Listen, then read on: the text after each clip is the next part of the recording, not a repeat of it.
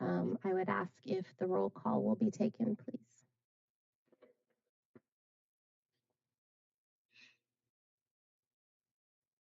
Chair Dr. Holmes Sutton. Present. Vice Chair Thigpen. Here. Member Aldaba. Here. Member Haddad Bennett. Member Salcido.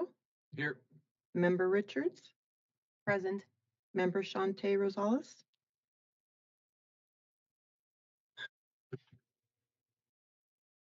Member Stern. Present. Member Whitaker. Student Representative Burry. Present. Thank you. I appreciate you. Would you all please stand and join me in the Pledge of Allegiance?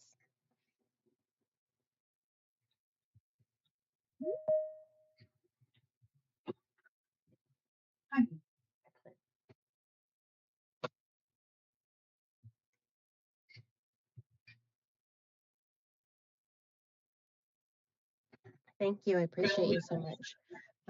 Acknowledging that we will move to agenda item number 2 for public comment. This morning, we have the privilege of having some of our youth leaders with us, and so they will join us for public comment, speaking specifically to agenda number 5 around legislative update.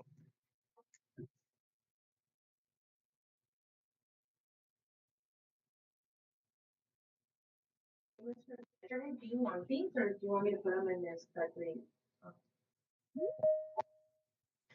And may we ask for assistance online, ensuring that mics are muted if you are not speaking? Thank you. Good morning, members of the Nevada State Charter School Authority Board. My name is Sebastian Rios, and I'm chair of the Nevada Youth Legislature, and I'm the youth legislator representing State Senate District 18. Good morning. My name is Mackenzie Coughlin. I'm also part of the Nevada Youth Legislature as the youth legislator of Senate District 1. Good morning, members of the committee. My name is Over Alvarez Flores, and I'm the youth legislator representing Senate District 2. So good morning once again, Chair Holmes Sutton, Director McAdin, and members of the Nevada State Public Charter School Authority Board. My name is Sebastian Rios, Sebastian Rios, and I'm a 12th grader, a senior attending Leadership Academy of Nevada, an online charter school that serves students throughout our great state. I serve as the current chair of the NYL, as we call it, and as the youth legislator representing District 18, which makes up parts of the Northwest Las Vegas area. I am joined today by 2 of my fellow youth legislator colleagues, Ms. Mackenzie Coughlin, who represents District 1, and Mr. Alvarez Flores, who represents District 2. Today, we hope to present information to you all about the Nevada Youth Legislature, what it is, what we do as part of the program, and how students across Nevada in charter schools and beyond are impacted by our work.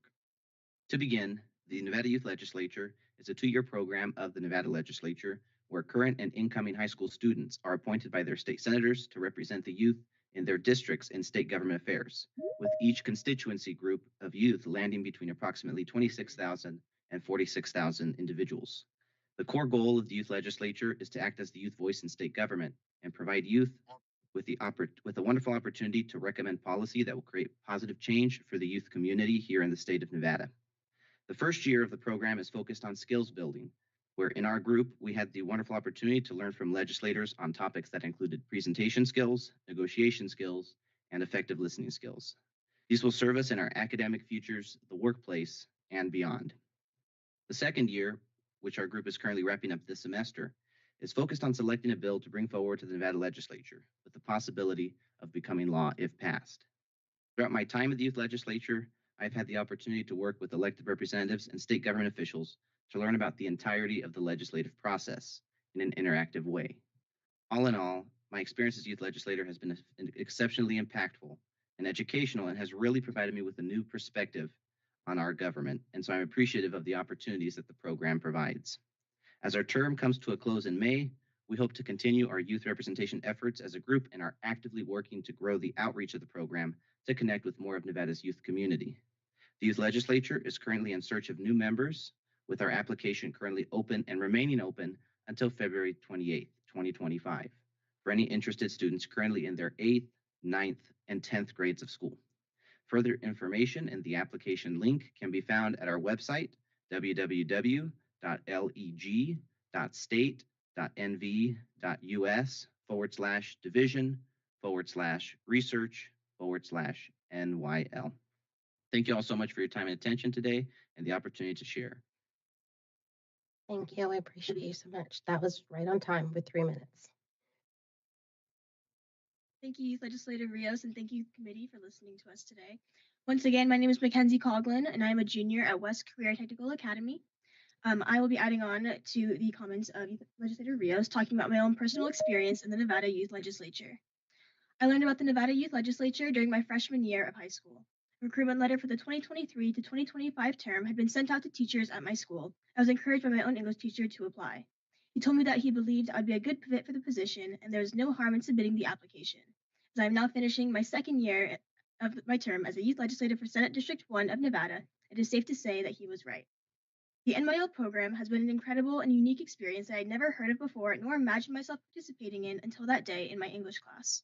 Through the trainings provided by former Senator Valerie Weiner and the legislature staff, I have had the opportunity to strengthen my public speaking, listening, and communication skills. Additionally, I am fortunate to have had eye-opening experiences while interacting with the youth that I am representing in my school and district. While conducting my own town hall meeting, which is an assignment that every youth legislator performs, I had the chance to learn about the issues that Nevada's youth consider to be important and prevalent.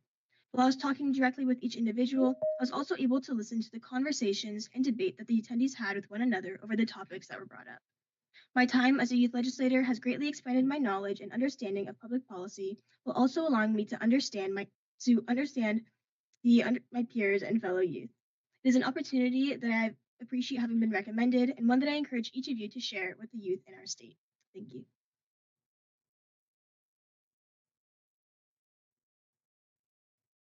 Good morning, members of the committee. My name is Elber Alvarez Flores, and I currently attend Equipo Academy, and I am a senior. I represent District 2 as a Nevada Youth Legislator. Joining the Nevada Youth Legislature has opened numerous opportunities for me, most significant being the realization of issues that directly impacted me, my peers, and issues I was unaware of. I am here to address a critical issue that I think is affecting Title I public charter schools in Nevada, the funding disparities that have arisen following the passage of Senate Bill 231.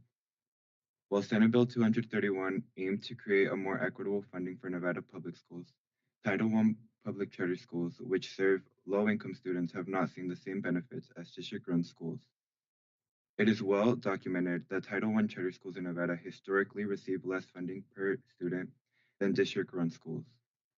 For example, according to a 2023 report by the Nevada Charter School Association, Title I charter schools receive an average of $1,500 less per pupil funds than district-run schools in Nevada.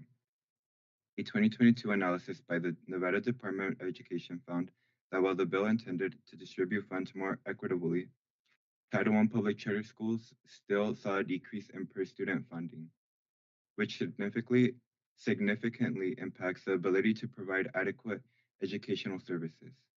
Analysis show that $10,500 per pupil funds were given to CCSD schools, while $9,000 per pupil funds were given to Title I public charter schools in the same district. According to NCSA, Title I public charter schools often rely on these funds for instructional materials, but also for their teachers' salaries, which leads to teacher turnover rates as charter schools cannot compete with the higher new teacher salaries. This instability hurts students in communities that already face significant economic challenges. We must close this funding gap to ensure that all schools in Nevada can provide the same resources and opportunities to their students. A comprehensive review of Senate Bill 231 impact on charter schools is necessary to correct these inequities. I urge you all to ensure that all students in Nevada, regardless of the school they attend, receive the support they deserve. Thank you for your time and consideration. Do we have any questions for any of the youth legislators? We appreciate you so much, and we may take an opportunity to follow up via email for questioning, acknowledging that we don't typically field questions during public comment. Appreciate you so much and your leadership and the commitment that you've made, and certainly your impact. We wish you well as you persist in your leadership and as you transition from high school. Thank you so very, very much for being here. Thank you. We'll continue with public comment, calling Stephanie Grime, and then would kindly also remind our guests that we have 3 minutes, and Vice Chair Thigpen will be monitoring that. And I beg your pardon, were you with someone who is also speaking? Did you want them to come with you? Okay, Andrew? Thank you. And if I may ask again online, if you could please mute your mic. Thank you so much. Appreciate you.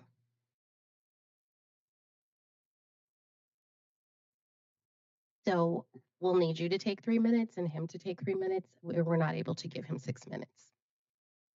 I appreciate you.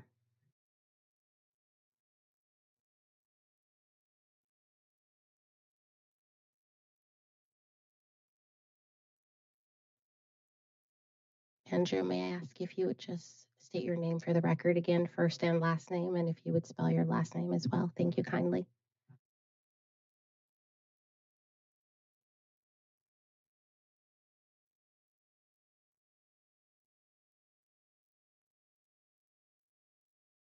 Madam Chair, it appears that the microphone's not on for the public comment. Thank you. We're going to start Mr. Plotkin's time over. I appreciate you. Thank you, Mr. Peltier. My name is Andrew Plotkin, Plotkin, founder of the Should Project, a school food rescue nonprofit that donates refrigerators to schools to save as much of the leftover prepackaged food as possible from the garbage, and then drop off the food at Nevada Homeless Alliance, Lutheran Social Services of Nevada, other places, food banks, homeless shelters. I spoke at a meeting last year. An email from your office to 10 school principals went 8 out of 10 ignored the email. Direct follow-up from me, 6 out of 8 ignored that email. 180 emails across every charter school in Las Vegas. Emails have gone ignored. And last week, we picked up 350 pounds of food. That was just the 2-week collection from a school that is less than 40% the size of the average out here. I know every person here sees people in our community who are hungry, including a couple of students who've been told me in private that their family goes to food shelters and to say they were appreciative. There's too much food being thrown out and too many people going hungry for that disparity to continue to exist when a simple household refrigerator can affect great change. So my ask of you, I cannot tell you to force these schools to participate. What I am asking is a far more strenuous press of asking these schools for floor space for a refrigerator. That's all I'm at. I'm not asking for money. I'm not asking for time. I'm asking for a shorter walk for some of the food instead of all the way to the garbage. Please, the community, there's no reason the community shouldn't have this food. Thank you. I appreciate you. Thank you. Would you care to speak? Yes, my name is Stephanie Grime, and I'm actually the social media manager for the Should Project. And I have come with Mr. Plotkin on many of his food pickups and seen the amount of food that he's been able to save. And it's been incredible to see. And there's been even some news coverage that's helped spread awareness. And so many people in the community have come forward to help or make donations or offer their services to fix refrigerators. And it would be great to see him get more schools on board, because that's the key. And if he's able to save so much food with one small school, it would be really amazing to see what he could do with a few more. That's it. I appreciate you so much. And please let me acknowledge that we are not able to engage with you during public comment. So please don't take that as an indication that we are apathetic. We appreciate your service and your commitment, and appreciate the opportunity for you to come here and have your message be heard. Thank you kindly. Thank you for your time. You're very welcome. I would ask if there is any additional public comment in the boardroom. Is there any public comment online? There is not. Thank you. I appreciate you. I will move us to agenda item number 3, approval of consent agenda, acknowledging that we have the December 13th board meeting and minutes, as well as annual report to Nevada's Department of Education. And if there is not a pull out of either of those items, I would ask for a motion.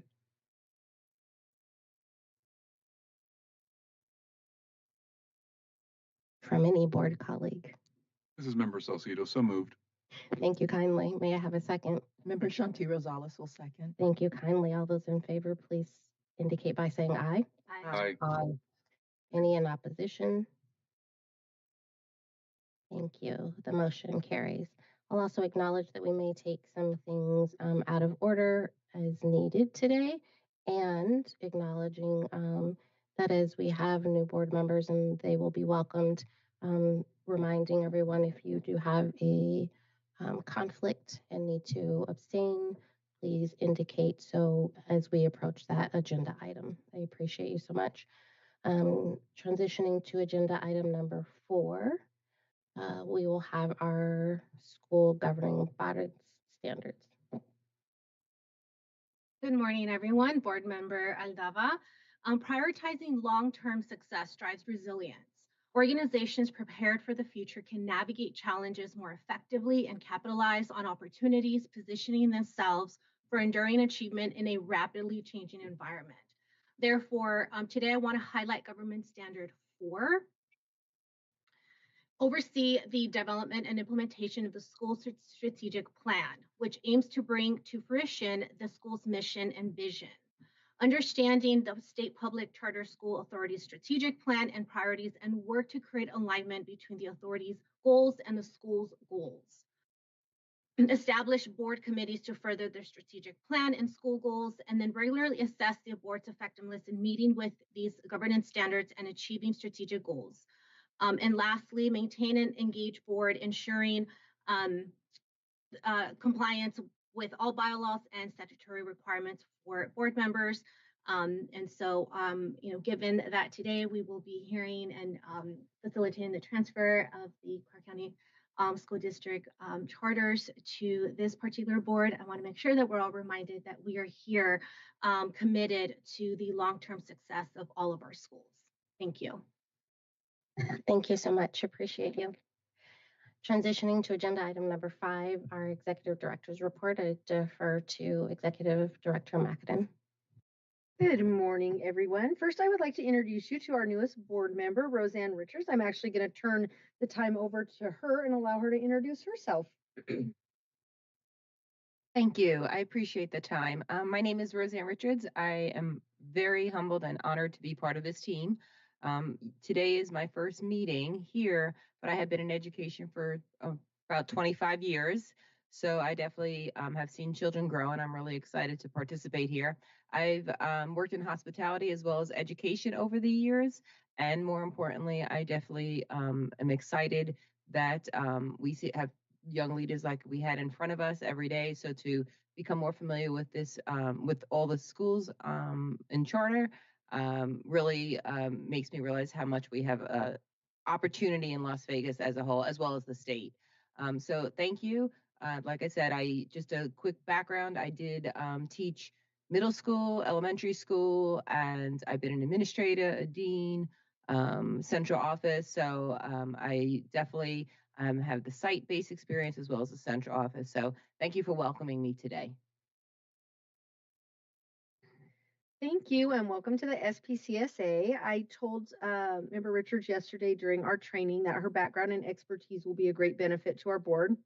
But I wanted to say that again publicly, and of course, thank all of you for your service on this board.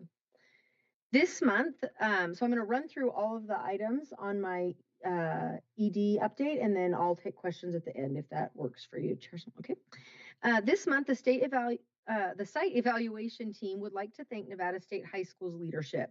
Through classroom observations and focus groups, SPCSA staff saw that the school is tying meaningful instruction back to its core pillars: academic growth, social development, and personal advancement. For example, one assignment required students to research and compare the annual cost of at least 4 colleges. Students completed a table that included each college's name, tuition, expenses for books and supplies, annual fees, and 4-year costs. Students worked together in groups to tie the lesson back to how it affects academic growth, social development, and personal development. They elected one person from the group to share their responses and add them to their bulletin board, highlighting the school's pillars. The students were authentically engaged and thoughtful during the lesson. Next up, I'm going to address the outstanding PERS payment information. By simply saying the update can be found in the board packet. We are glad to see that progress continues to be made, and we only have 2 schools left on that list. For the next portion of my update, I wanted to direct your attention to the report included in the board packet regarding historical data. As requested in the December SPCSA board meeting, we have combined historical enrollment data. This spreadsheet looks at the subgroups for each campus in our portfolio. Subgroups found in this document include race and ethnicity, free and reduced lunch, English language learners, homeless, foster, military, migrant, GATE, and 504 student groups. You can see that some of our schools have made progress in the last 3 years in educating a more representative student population. For example, the Legacy Traditional School Cadence campus went from 47.9% free and reduced lunch students to 58% this year. Quest Northwest campus went from 6.8% of students having an IEP to 11.1%. So it's a very interactive spreadsheet. If you haven't had a chance to look at it and you're interested in that historical data, it'll remain up as a document accessible to you. You can sort it, you can, search certain schools that you're interested in. So hopefully you will find that to be a helpful resource going forward. Moving on to the legislative update. Although the session has not started, we have already started tracking bills related to education. The bill numbers, sponsor information, brief description are included as a separate document under the executive director's report. This report also includes a link to each bill.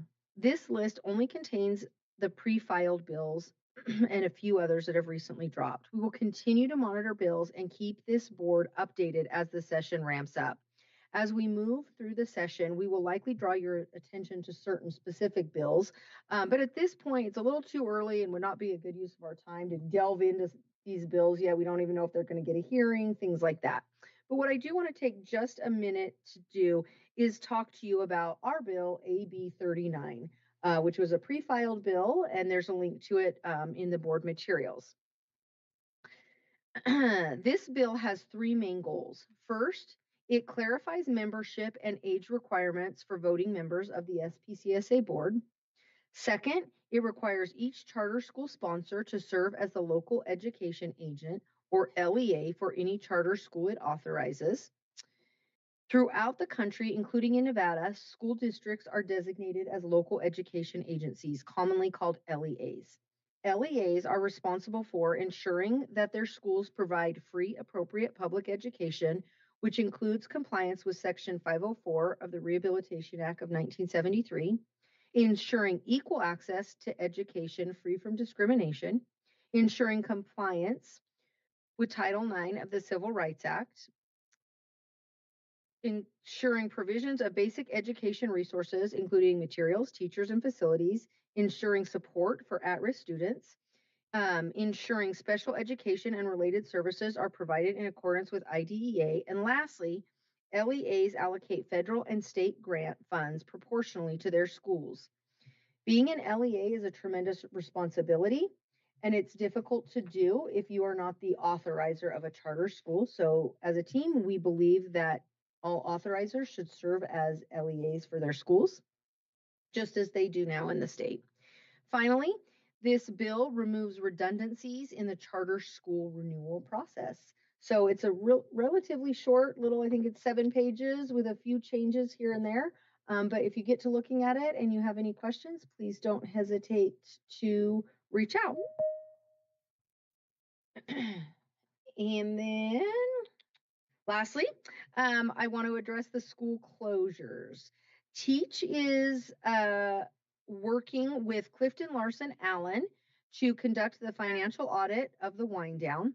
As part of the closeout and wind down audit, Teach is performing the necessary and typical accounting housekeeping, for example, sending out W-2s to their teachers. Additionally, Teach received formal notification from PERS that the school has satisfied its obligation except for approximately $9,800 in assessed penalties. Teach intends to request relief from the retirement board consistent with PERS policy to make additional payments to vendors. Eagle received the outstanding CSP payment from Opportunity 180 in late December. With these funds, Eagle can make additional payments to vendors. Eagle received formal notification from PERS that the school has satisfied its obligation except for approximately $4,000 in assessed penalties. Eagle intends to request release. God, that's a sentence I just can't say. Intends to request relief from the retirement board consistent with the PERS policy. Finally, Eagle is working with the same firm, Clifton Larson Allen, to perform the financial audit of the wind down. Eagle conducts the necessary and typical accounting and housekeeping, sending out W-2s for the closeout and wind down. Teach and Eagle continue to manage vendor requests concerning the wind down effort. And with that, I am happy to answer any questions. Thank you. Appreciate you. I will ask for questions from board colleagues in the boardroom. Big Pen for the record. Thank you for the update, Director McAdam. I just have a couple questions. For Eagle, the funds they received from Opportunity 180, was that funds they were already guaranteed, or were those funds that were previously withheld with everything that they had going on? Because I remember Opportunity 180 was saying, we're not going to pay you this because of your situation. Melissa McAdam for the record. Yeah, those were expenses that they had already spent prior that were part of their CSP grant. So they were already, Opportunity 180 had said, yes, we'll reimburse that. And I know there were other things they said, we're not going to do that. Okay. And then the other part was, let me see, regarding, this is more out of curiosity, but the Henderson Vegas charter school approval process where they're authorizing, have they already begun taking applications and authorizing new schools? Melissa McAdam for the record. So they are using the same timeline we are. Okay. So all of our letters of intent are due June 30th. So we'll find out on the 30th. We had a meeting with them last week. We meet very regularly with them. If you just came online, can you please mute yourself? It's just like she's talking about what the bill contains. Which one? There we go. Thank you. Just a reminder, if you're online, please make sure you stay muted. I forgot the question. Oh, so we met, we met with them last week, and we intend to talk after the 30th. We're curious to see how it's gonna play out. You know, is the same applicant gonna apply to all 3 places? So we plan to have a conversation and work together collaboratively through the process, but they're following our exact same timeline. You just made an interesting, or you made me think of another question. So there's nothing that would stipulate that in the same year they can't apply to be authorized in more than one place. So they can apply to us, they can apply to them at the same time. Oh, that's a little nuts. Okay. All right, thank you. Are there any additional questions from board colleagues in the boardroom? Member Salcido. Thank you, Madam Chair. Director McAdam, you mentioned on that last item on Teach and Eagles closure, do we know how much is left outstanding to various vendors? Melissa McAdam for the record, I don't know that, but when Mr. Kern comes to do his final report after the audit, he will give you all of that information, but I'll make sure and write down that question, Member Salcido, so he knows that that is of interest to the board. Thank you very much. Are there any additional questions from board colleagues in the boardroom? Member Stern, may I come to you online? Do you have any questions? Member Stern, for the record, just one quick question. Do we have, I know the Teach wind down began significantly before the Eagle wind down. Do we have an approximate timeline on when we're expecting either of those to conclude and for us to see the results of that audit? Sam, do you know? Melissa Mackinnon, for the record. Member Stern, I actually don't know the timeline for that. I mean, usually it takes 12 to 18 months to close down a school, and we're well ahead of schedule on that. So, haven't really thought about it because we're doing so much better than we have in the past as far as timeline goes. But I certainly, if it's not done by our next meeting in March, I will also get that information from Mr. Kern. I appreciate it. No, I know, especially for Eagle, it looks like we're way ahead of schedule. So, Member Stern, for the record, sorry. So I do appreciate that additional context and reminder for the timeline. But I am pleased to see that the PERS obligations have been satisfied, and would be curious at our next meeting, if possible, for an update on when they expect to wrap this up, especially because we do seem ahead of schedule. Thank you. Thank you. I appreciate you. I do not have any questions. I just simply wanted to appreciate your leadership, specifically in seeing the PERS debt be facilitated. It's incredible. I was very excited in reviewing the materials to see the progress that has been made. So thank you so much in your facilitation and support of that.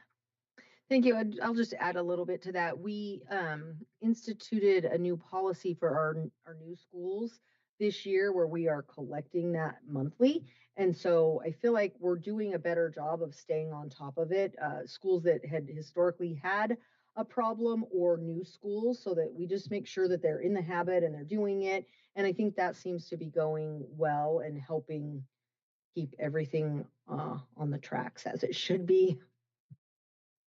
Again, the changes in the leadership has had significant impact. Thank you again. I will transition us to agenda item number 6. We're looking at our charter school contract amendment applications and would defer to Mr. Peltier. Good morning, members of the board. The first item before you is from AM Plus Academy. Danny Peltier for the record. AM Plus Academy operates 2 campuses, the Durango campus, which is grades K through 12 and enrolled 1,761 students, and the Rainbow campus, which is K through 5, enrolling 628 students as of the 2024 validation day. In 2017, the SPCSA board approved an expansion amendment for the Durango campus, including the purchase of an adjacent 5-acre lot for additional parking and an athletic field. Due to permitting complexities, the project was delayed. After separating from their EMO in June 2022, AmPlus did acquire the Charter Facility Support Foundation, the owner of both campus buildings and the 5-acre parcel. AmPlus is requesting an increase in their enrollment cap, driven by higher than expected student retention rates in grades 9 through 12 due to the offering of CTE and dual credit options. The enrollment cap increase aims to retain existing students as they progress through the school rather than admitting new students. Current cohorts are 210 students in grades 6 through 9 and between 130 and 180 students in grades 10 through 12. AmPlus also noted that this request will only affect the Durango campus and will not affect the school's academic mission or model. AmPlus does plan to add staffing as necessary to accommodate this increase in enrollment. According to the amendment application, interior renovations at the Durango campus are underway, providing 5 new classrooms, expanded entry check-in areas, a larger staff break room, additional staff bathrooms, expanded student support department offices as well. The 5-acre expansion includes an athletic field, weight room, outside restrooms, small theater, operations building, and additional classrooms expected to be completed by the end of the 25-26 school year. SPCSA staff is supportive of this request by AmPlus to increase its enrollment cap at the Durango campus. As I previously noted, the school is requesting this increase in order to be able to accommodate the lower grade students that are matriculating through the school. AmPlus will also provided a reasonable plan with regard to the facility expansion, and that expansion will allow the school to add these additional seats. Ultimately, because the academic performance of AMPLUS has been consistently at or above expected performance levels throughout their charter term, SPCSA staff recommends that the authority approve the request to increase the AMPLUS enrollment cap for the Durango campus beginning in the 25-26 school year, with conditions that you can find in your memo. Thank you. I appreciate you. Sorry. I'm happy to take any questions, and I do believe that we have representatives from AMPLUS Academy on the line as well who can add any additional context as needed. Thank you. I would ask if there are any questions from Member Stern online first. I do have one question, Member Stern, for the record, and probably just more point of clarification. So I see that the increase in the enrollment cap is looking to begin for the 25-26 school year, but the expansion will not be completed until the end of that school year. So I just wanted to make sure that how are they accounting for the extra space?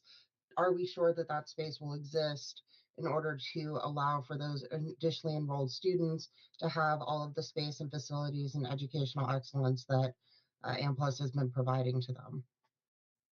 Thank you, Member Stern. I will go ahead and defer to Ms. Hewlett, who is on the line here. I think she can give us some further context on the actual facility and how that timeline's gonna go with the expansion and the enrollment cap. Yes, we see the enrollment increase as being a slow, gradual increase, like Danny talked about, as those cohorts move up year to year. The critical time is going to be in about 2 to 3 years once our 9th grade cohort are seniors, and we're capping out at about 200 to 210. We also are increasing our dual credit participation. And so we are seeing an increase in the number of students that are participating in off-campus dual credit work, like at CSN. And so some of that stress with the building and needing these additional facilities will be alleviated by some of those students attending off-site. The additional facilities that we're putting in are going to allow us to continue to increase and expand our CTE programs and our offerings so we can have additional specialized classrooms for those, as well as just open up the space for some of our current classes. For example, even in just having the athletic field, instead of having 4 PE classes in our gym, 2 can be in our gym and 2 can be out on the athletic field. So some of those spaces aren't necessarily required in order for us to accommodate these students. It just makes it a lot better of a learning environment, and where we can have some of these specialized classes that we want to be able to grow in our programs. Does that answer your question? Member Stern, for the record, yes, and you answered my follow-up with that also, because as we know, construction delays are very much a reality. So my follow-up had been thinking kind of future looking if there were delays, but it does sound like you have thought through that. And the context about the dual enrollment taking place on campus, or off campus, I'm sorry, because that's not always the case, is some helpful context. So I appreciate that. Thank you so much. You're welcome. I don't have any further questions right now. Thank you kindly. I would ask if there are any questions from board colleagues in the boardroom. Seeing none, I would welcome a motion. The motion can be found on page 3 of the memo.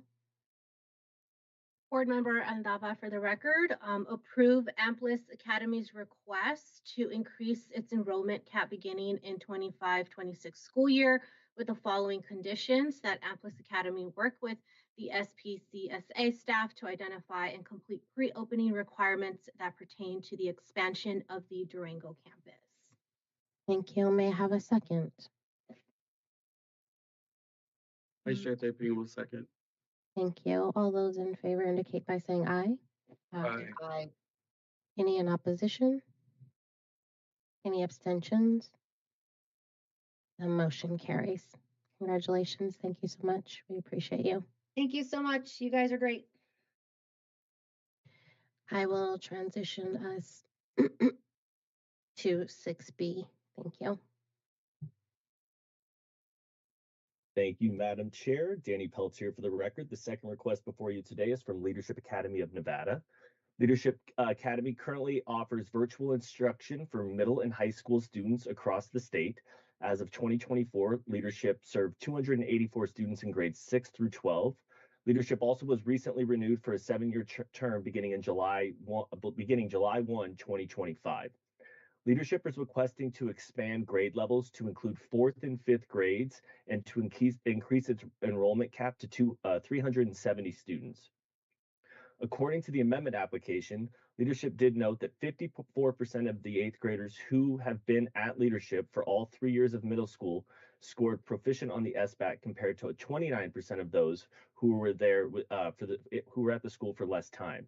Additionally, leadership explained that there are no virtual options for 4th and 5th grade students in the SPCSA portfolio, and they have spoken to parents across the state that have expressed the need for these additional grade levels. According to the amendment application, leadership will hire additional staff, including full-time teachers, a student achievement specialist, a special education teacher, and a social worker that will focus on 4th and 5th grade students. Leadership uses Canvas Elementary to manage workflow for the staff, differentiated instruction with data from various assessment tools, and leadership will have a 3-level intervention model to support struggling students. The academic schedule for the 4th and 5th grades will be slightly different than those from the 6th through 12th. The school will replace midterm or semester exams for these grades since these students will be in elementary school and include more instructional time and parent mentor conferences instead. The 4th and 5th grade school day will run from 8 a.m. to about 2:20 p.m., similar to the existing schedule for the other grades. SPCSA staff notes that leadership has shown consistently adequate academic outcomes over the course of its charter term, which is one of the key reasons staff is recommending the 7-year renewal term. However, SPCSA staff did have some concern with the expansion to elementary grades by a virtual school. Historically, full-time virtual schools have struggled to meet elementary student needs, and the SPCSA has approved the closure of elementary schools in both of the other full-time virtual schools in the SPCSA's portfolio. However, when analyzing the performance of leadership specifically, SPCSA recognizes the school has continually met standards under both the NSPF and the SPCSA's academic performance framework.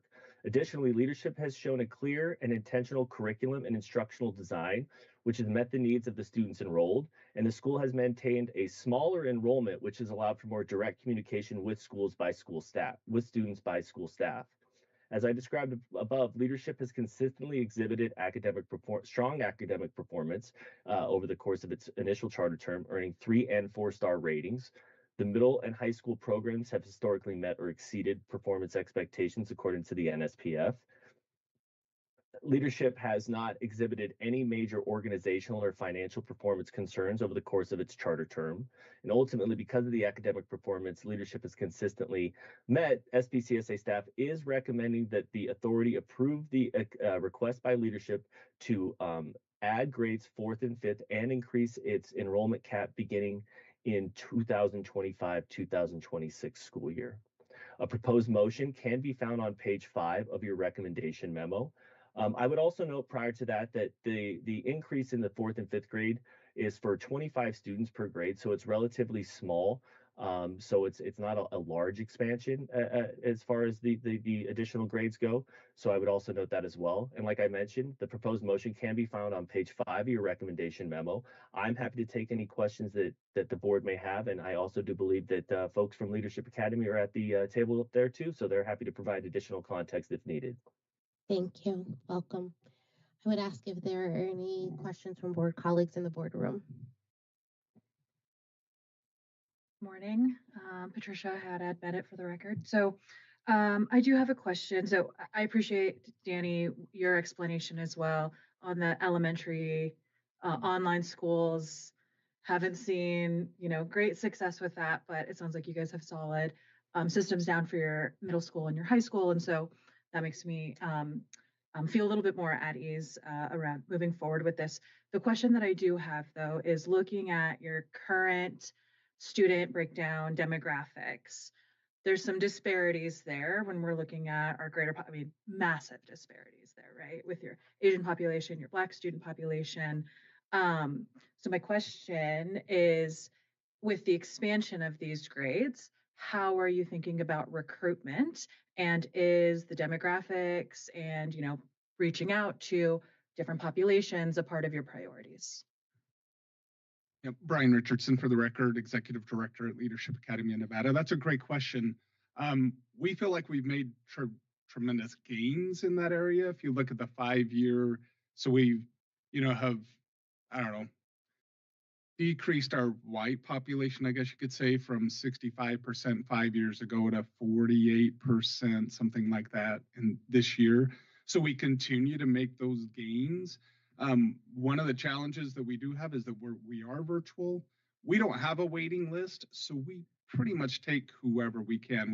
We just hired a social media marketing company last year, and we think that that's one of the reasons why we've been able to decrease that disparity. And we're hoping that as we move forward with this company, and that we can get more of those diverse students into our population for sure. Thank you. Appreciate you. Are there any additional questions from board colleagues in the boardroom?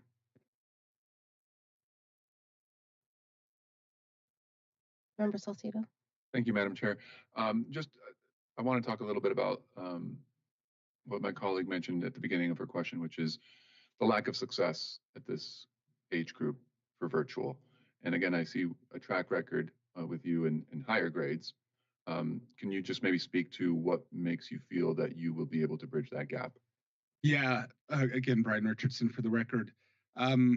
We've been cautious. I mean, this is something that we've been thinking about for years. Do we expand into those lower grades with our friends at some of the other virtual schools that haven't been successful?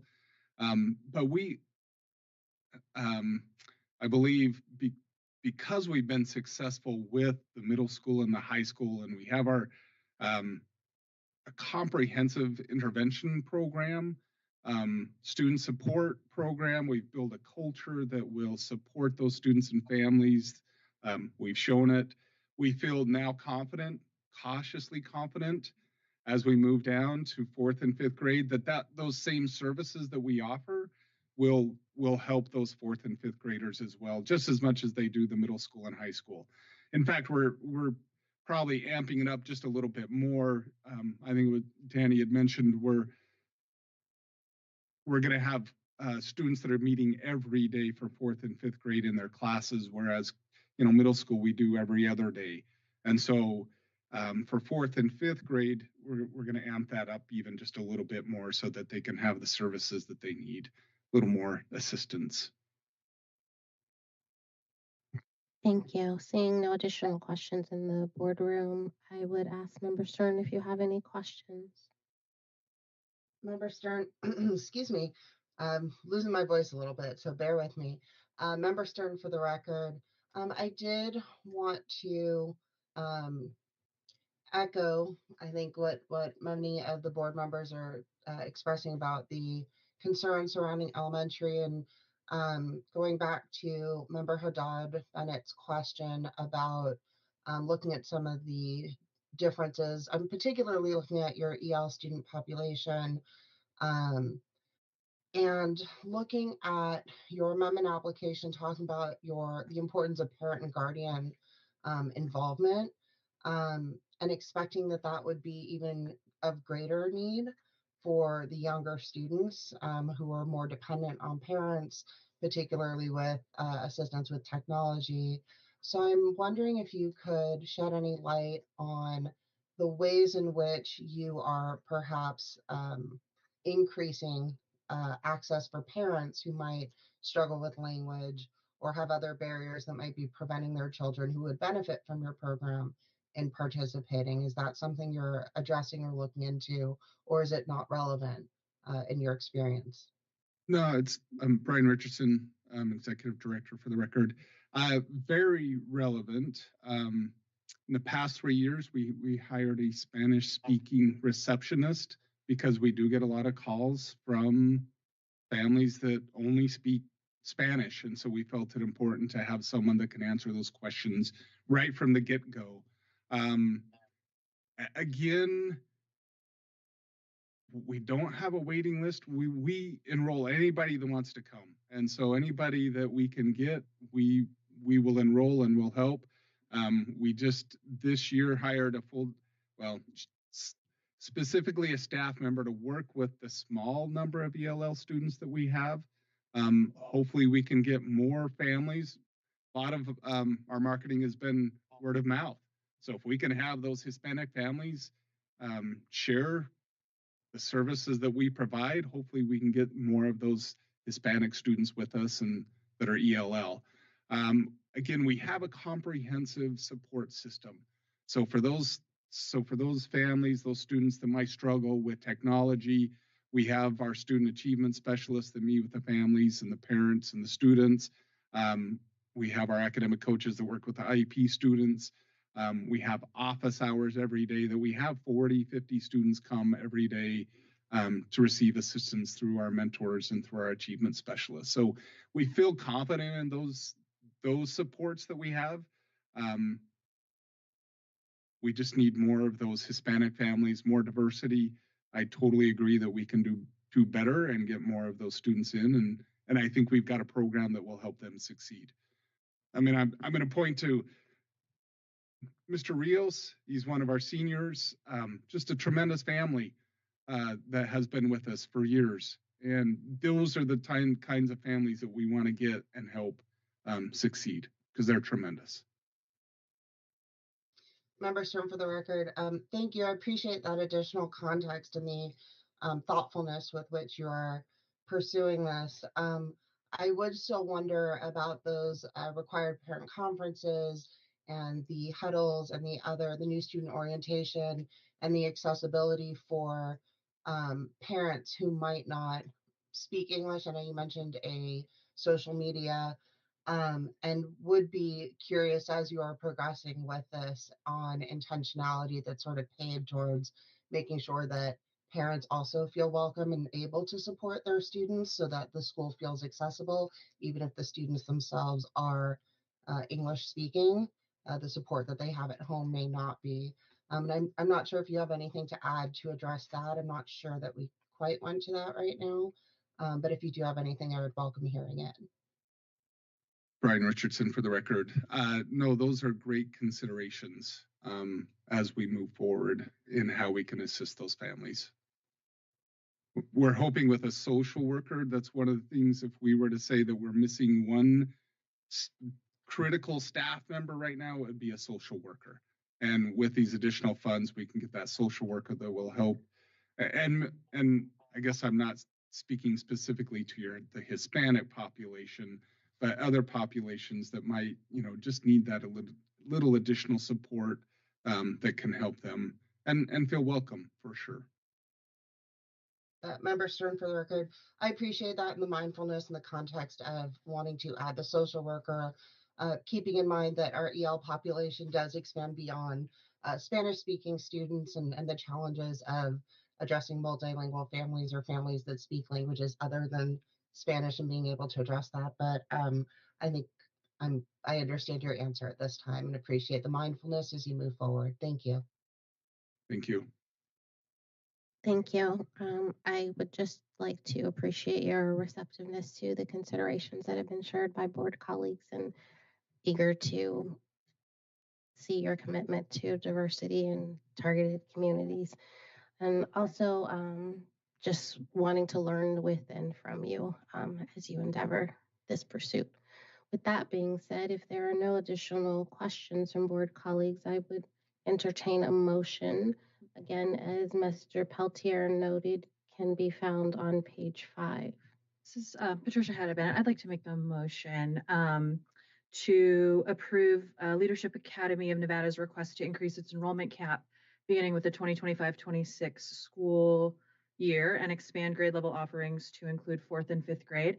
And I would just also request that there's particular attention paid in the recruitment of 4th and 5th grade students to recruit diverse populations to come into your school. I think we think about that aligned to both the strategic plan for the State Public Charter School Authority and the sort of legal parameters that we're operating in to really focus on those populations of greatest need. So very much appreciated and best of luck. Thank you. Thank you. I would entertain a second. Member Shanti Rosales will second. Thank you. All those in favor, please indicate by saying aye. Aye. Any in opposition? Any abstentions? Thank you. Congratulations. Appreciate you so much. Yep, thank you. Good luck. As we transition to our agenda item 6C, just would acknowledge after we finish agenda item 6, we will take an abbreviated break. Thank you. Mr. Peltier. Thank you, Madam Chair. Danny Peltier for the record. The third item before you today is from Nevada Virtual Charter School. Nevada Virtual Charter School serves students statewide, currently serves students statewide, and had 1,625 students enrolled in grades 6 through 12 as of validation day 2024. At the April 14th, 2023 SPCSA board meeting, Nevada Virtual was approved to terminate its EMO contract with Stride and enter into a contract with Excel for curriculum platform, instructional support services, student computers and technology assistance, and with Charter School Management Company for back office support. According to the school, due to the name change and the withdrawal notifications sent out by Stride, Nevada Virtual lost approximately 500 students who intended to return for that 23-24 school year. Despite efforts to communicate the upcoming name change and advising families not to take that Stride notification into account, Nevada Virtual was unable to start the new school year within 10% of that approved enrollment cap. After reviewing its current student population, Nevada Virtual is requesting to lower its enrollment cap and to limit future enrollment to those students who reside only in Clark County beginning in the 25-26 school year. According to the amendment application, this change aims to better address student needs by providing closer proximity to the physical campus and face-to-face support. Currently, Nevada Virtual has 292 students outside of Clark County who will be grandfathered in until they either graduate or withdraw from the program, and 1,262 students within Clark County, excluding the 264 seniors set to graduate. Financially, Nevada Virtual has continued to project staffing levels and costs conservatively, aligning with the lower enrollment numbers post-EMO separation. Staffing is budgeted around the lower enrollment cap, and no drop in staffing levels is anticipated based upon this change. According to the amendment application, Nevada Virtual does note that their 5-year projections show a positive fund balance even with the enrollment cap. SPCSA staff is supportive of the request by Nevada Virtual. Staff also commends Nevada Virtual for deciding on a more intentional approach, especially with middle school students, that will allow for more time and attention by teachers for those students who are not meeting standard. Nevada Virtual had communicated this proposal to SPCSA staff over the summer of 2024 and explained they would be thorough in their process before coming to a decision to limit the future enrollment to only students that reside in Clark County. Based on the overall enrollment of the school, the vast majority of students live in Clark County, and being able to focus solely on those students should improve outcomes in future school years. Additionally, Nevada Virtual provided a reasonable plan regarding the transition, and that will still allow students who are currently enrolled outside of Clark County to continue their education with Nevada Virtual without disruption if they so choose to continue that enrollment. Understanding that this proposal contemplates a reduction to the enrollment cap down to 1,600 students, Nevada Virtual provided an updated budget, which showed financial viability through the end of the charter term. SPCSA staff would also note that Nevada Virtual has shown strong results when measured under the SPCSA's financial performance framework, with enrollment that is similar to the cap that they are requesting today. Nevada Virtual received a meet standard rating on the 2023 financial performance framework and met standard in all 7 indicators as well. SPCSA staff recommends the authority approve Nevada Virtual's request to reduce its enrollment cap for the 24-25 school year, as well as subsequent school years, and change the enrollment policy to limit future enrollment to students who reside only in Clark County. A proposed motion can be found on page 4 of your recommendation memo. I believe that we do have some folks online today from Nevada Virtual Academy. We would be happy to provide additional context, and I would be happy to answer any questions that the board may have. Thank you, Mr. Peltier. Member Stern, we'll begin with you if you have any questions that you'd like to present. Member Stern, for the record, I don't have any questions at this time. Thank you. Thank you. I appreciate you. Are there any questions from, bless you, any questions from board colleagues in the boardroom?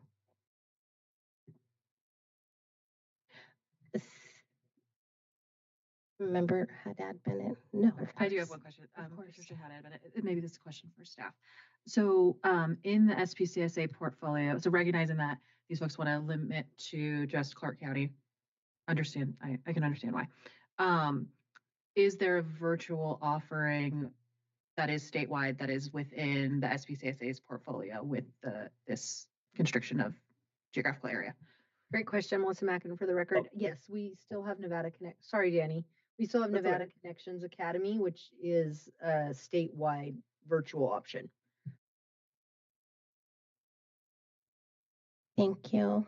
Prior to our moving to the proposed motion, I want to acknowledge I do not have questions, but want to appreciate the consideration and the responsibility at looking at what is accountable and what is manageable by school leadership. So with that being said, I would entertain a motion and will acknowledge, as Mr. Peltier noted, that that proposed motion can be found on page 4 of the memo.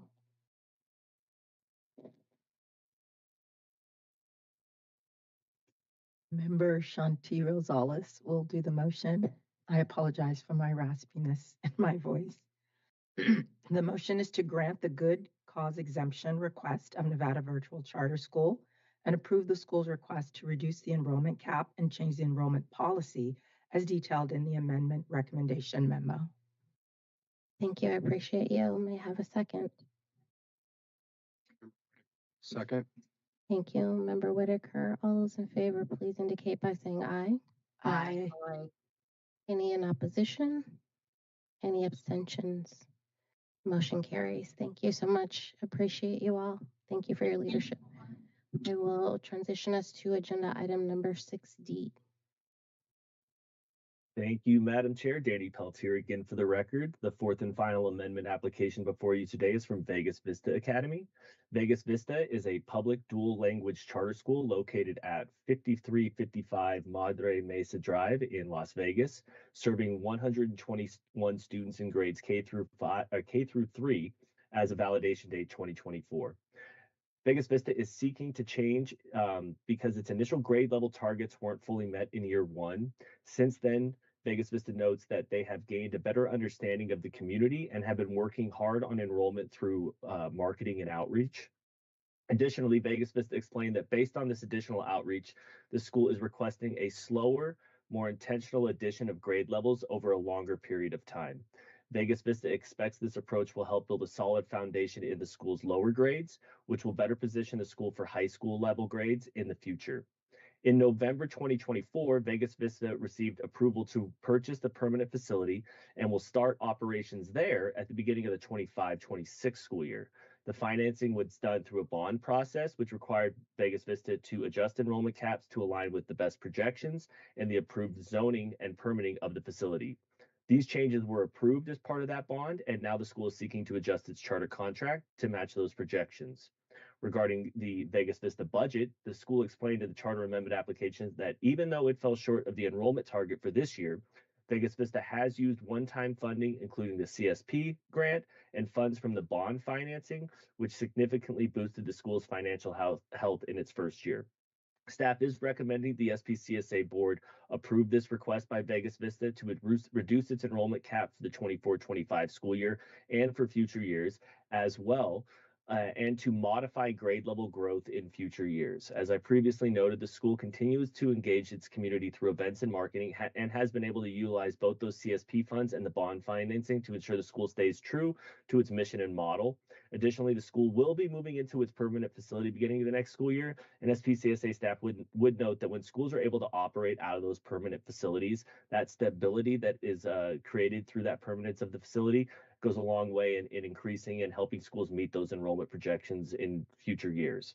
Finally, in regard to the modification of the grade level growth, Vegas Vista originally intended to add multiple grade levels for each year of their charter term.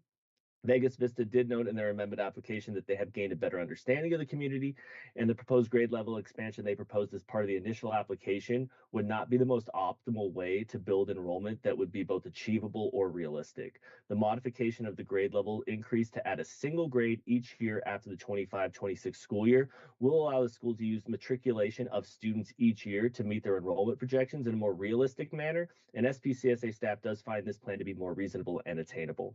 A proposed motion can be found on page 3 of your recommendation memo. I believe we have folks at the table there from Vegas Vista. Happy to take any questions, or they will as well. Thank you. Thank you, Mr. Peltier. We appreciate you. Welcome. I would ask if there are any questions from board colleagues in the boardroom. Member Salcido. Thank you, Madam Chair. Thank you for being here. Quick question about the enrollment numbers that were used to obtain that bond that Mr. Peltier mentioned. Can you clarify that for me? Is that was that issued based on an enrollment number that you are now requesting we go to, or is that different? Good morning, board members. Dr. Feinstein, Executive Director, Vegas Vista for the record. The bond enrollment numbers are based on our most current up-to-date projections that are much more realistic than what we wrote in April of 2023 when we submitted our charter application before we knew our community as well as we do. And so the amendment matches those numbers that are in the bond. Thank you, Madam Chair. Could I ask a quick follow-up? Thank you. Yeah, I think the only other concern I might have is just anytime we see a request to reduce enrollment cap, you know, it's a little bit of a red flag financially, because obviously, right, that's how you get funded is based on your enrollment, and your charter application was approved based on a different number and based on a different budget. And so, you know, I know staff believes that it is still sustainable and will allow you to not only operate, but operate successfully. Can you speak a little bit about the changes that were made budgetarily from, let's say, your initial budget on a different higher number to now the budget that what services, if any, or what changes were made that had to be sacrificed? Benjamin Feinstein for the record. Thank you for that question. The budget has been changed to reflect the drop in enrollment, and the major change is that instead of having 6th, 7th, and 8th grade, we'll be adding just 6th one year, then 7th the next year.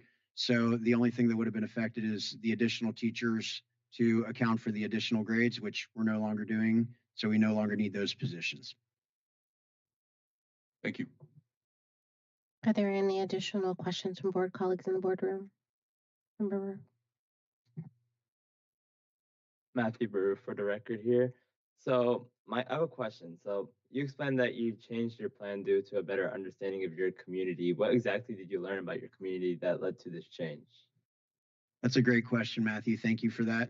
What we learned is that it's incredibly difficult to add like 3 grades at a time. And so we have figured out that it's probably going to be more sustainable to just add the next grade so that those students can move up.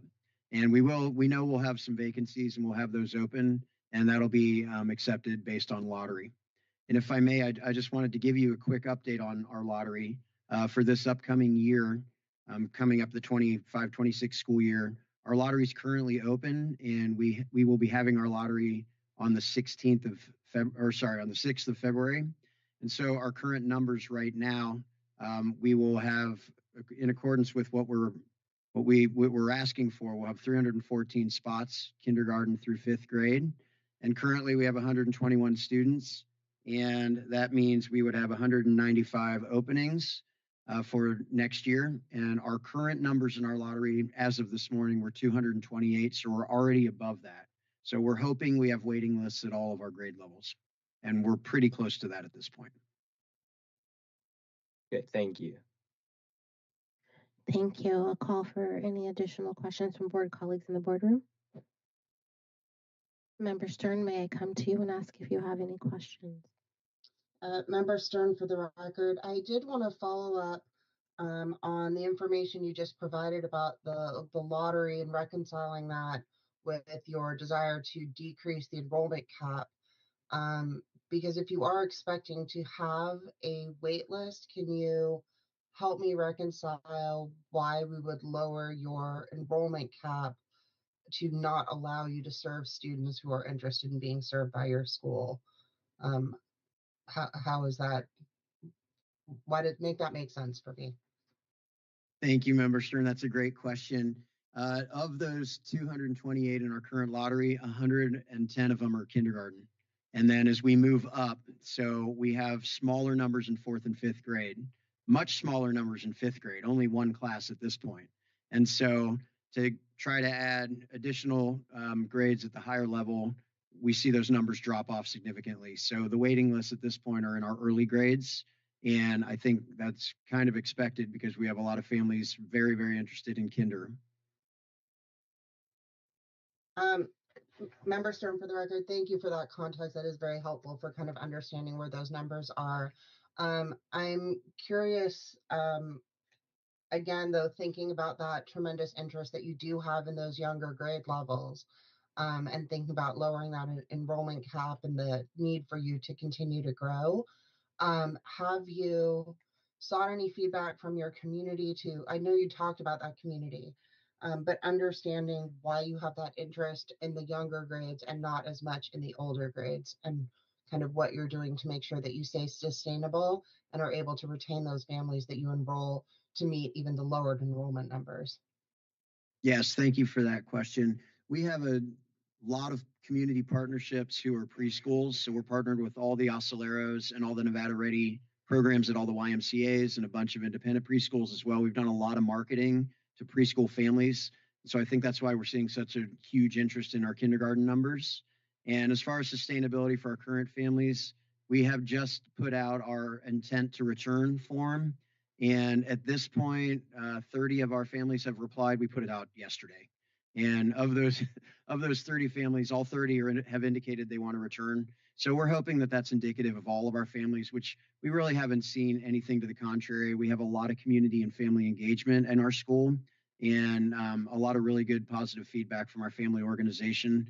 So I think by our attrition model moving up, by what we're asking for the change in grade levels, we're going to see that sustainability continue. Member Stern. Oh, sorry. Go ahead. Yeah.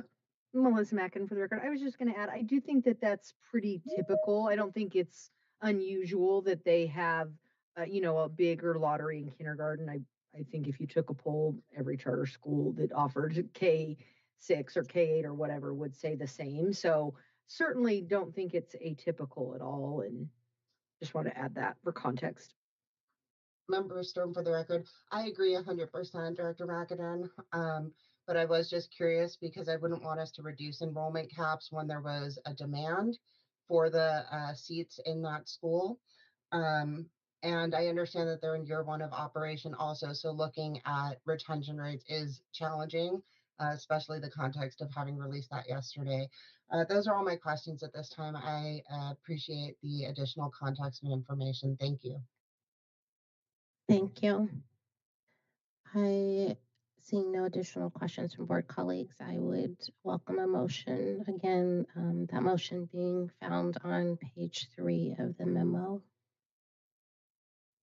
Vice Chair Thigpen, for the record, I'll make the motion. I move that we grant the good cause exemption request and approve Vegas Vista Academy's request to reduce its enrollment cap for the 2024-2025 school year and future school years, and to modify grade level increase as detailed in the amendment application. Thank you. May I have a second? Board Member Aldava, I second. Thank you. All those in favor, please indicate by saying aye. Aye. Any in opposition? Any abstentions? The motion carries. Thank you very much. Appreciate your leadership. Thank you. Steady improvement. Thank you. We are transitioning to agenda item number 7, and I will note that is our annual review and overview of the SPCSA sponsored public charter schools. Before we do that, we will take a convenience break. I would ask if you would please return at 10:25. It is 10:14. We will call the meeting back to order at 10:25. Thank you.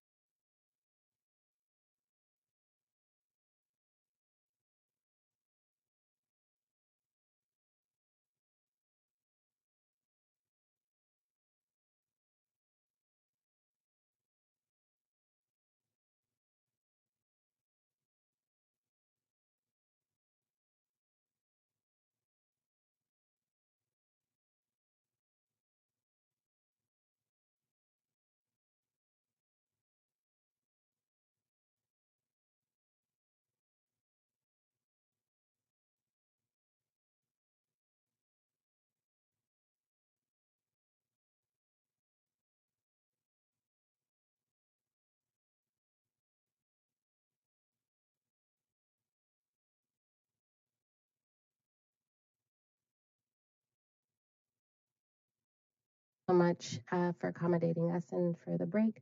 I will call us back to order. We will proceed with agenda item number 7. Again, that is specifically looking at the review and overview of our SPCSA sponsored public charter schools. And I will defer to Executive Director McKinnon. Thank you, Melissa McAdam, for the record. This is a report that we started doing, I would say 3 or 4 years ago. We kind of refer to it as the state of the SPCSA. Some of the information in this report will be familiar to you, and you may have seen some of it before. This presentation's purpose is to provide an overview of the SPCSA. As part of this process, we will have our final overview of the 2019-2024 strategic plan and our progress towards those goals.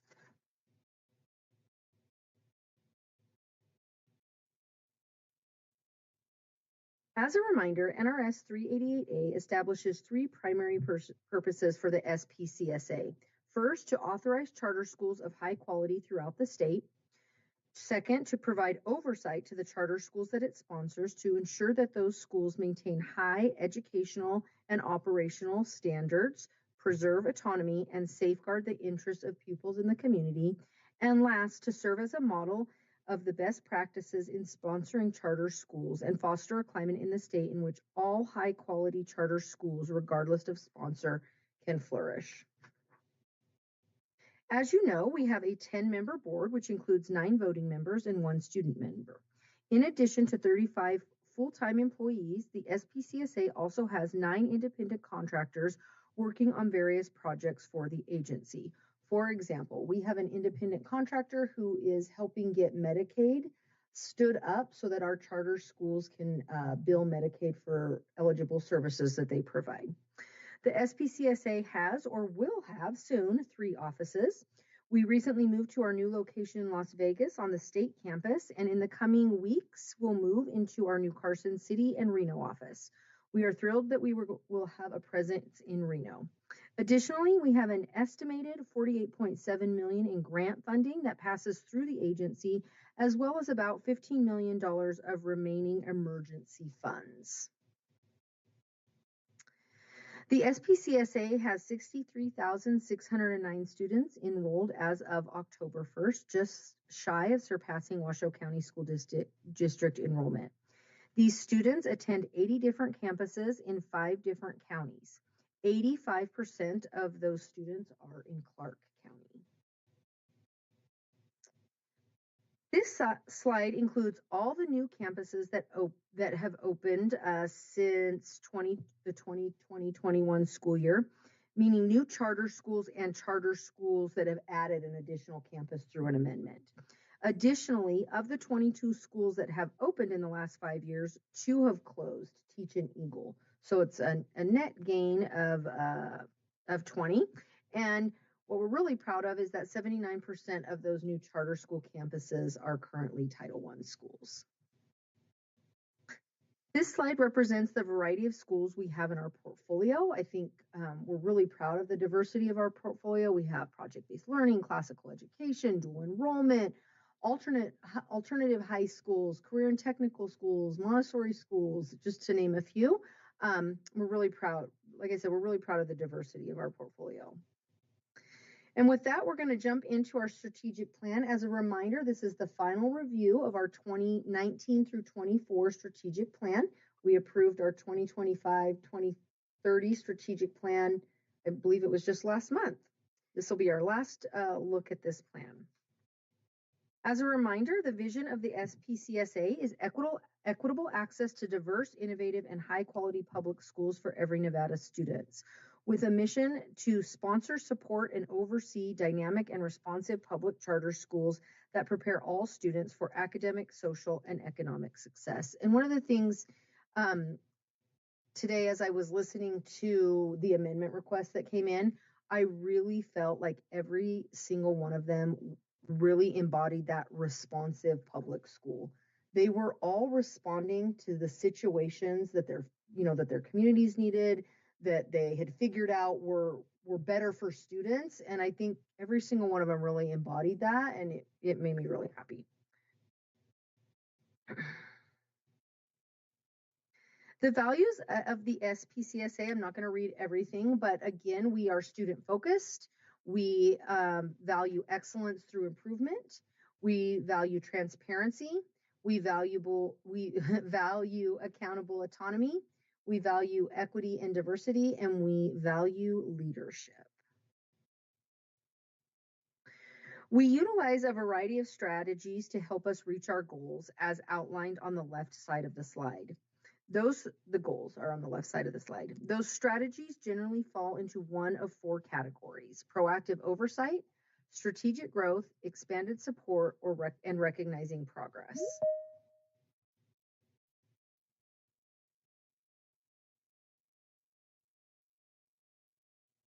Okay, let's see. Yep. We will now dig into each of the 3 goals more closely and look at our outcomes. So goal number 1 in our previous strategic plan was to provide families with access to high quality schools. Our strategic plan goal was that 83% of our schools would be 3 stars or better, and no more than 17% would be 2-star, and no more than 4% would be 1-star. Pre-COVID, we were well on our way to meeting that goal. Unfortunately, like most public schools, the SPCSA sponsored schools saw a drop in their 3-star or better of 7% over the last year. This is obviously not where we want to be, and I know all school leaders agree. But also, I think it's important to note that we are still significantly above state averages when it comes to the percentage of schools that are 3-star or above. And there's a slide later on that'll show that comparison.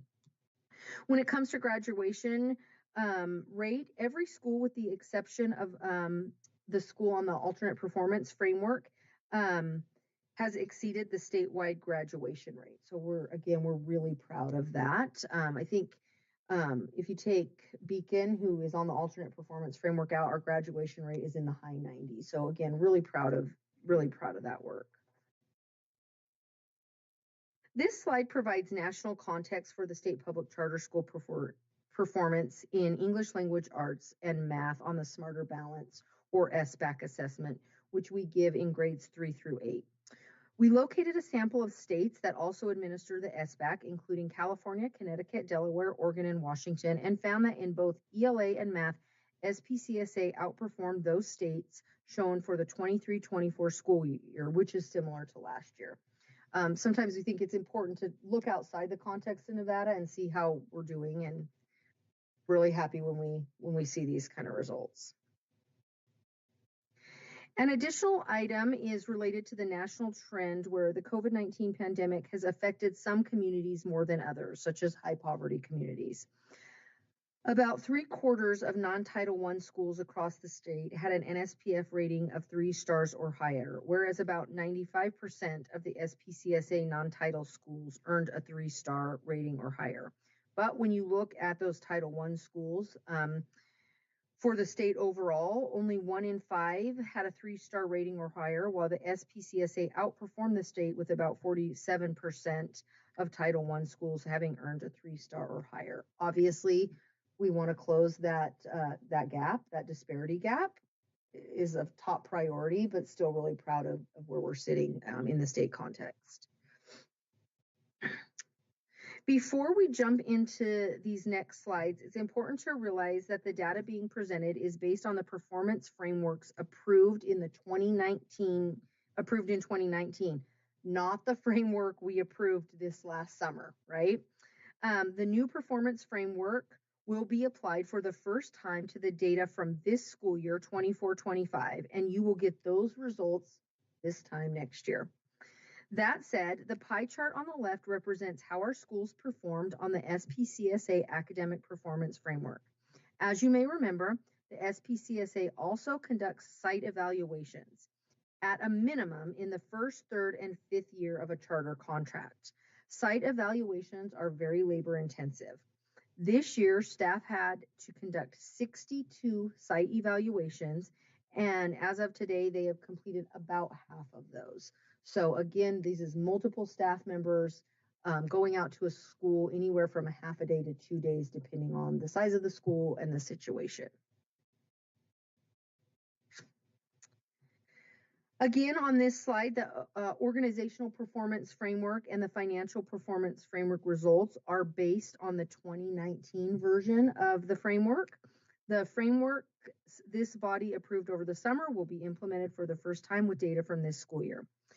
88% of charter holders met standards on the organizational performance framework, which looks at the education program, financial management and oversight, governance and reporting, students and employees, and the school environment. Moving on to the right side of the slide, 68.2% of charter holders met standards on the financial performance framework.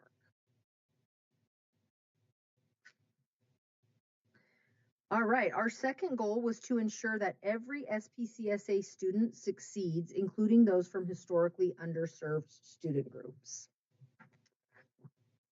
As you can see in this slide, every subgroup, including free and reduced lunch, IEP, and ELL, are outperforming the state in proficiency rates in both English language arts and math as measured by the Smarter Balanced Assessment given to 3rd through 8th grade students in all public schools. Really, really proud of these outcomes.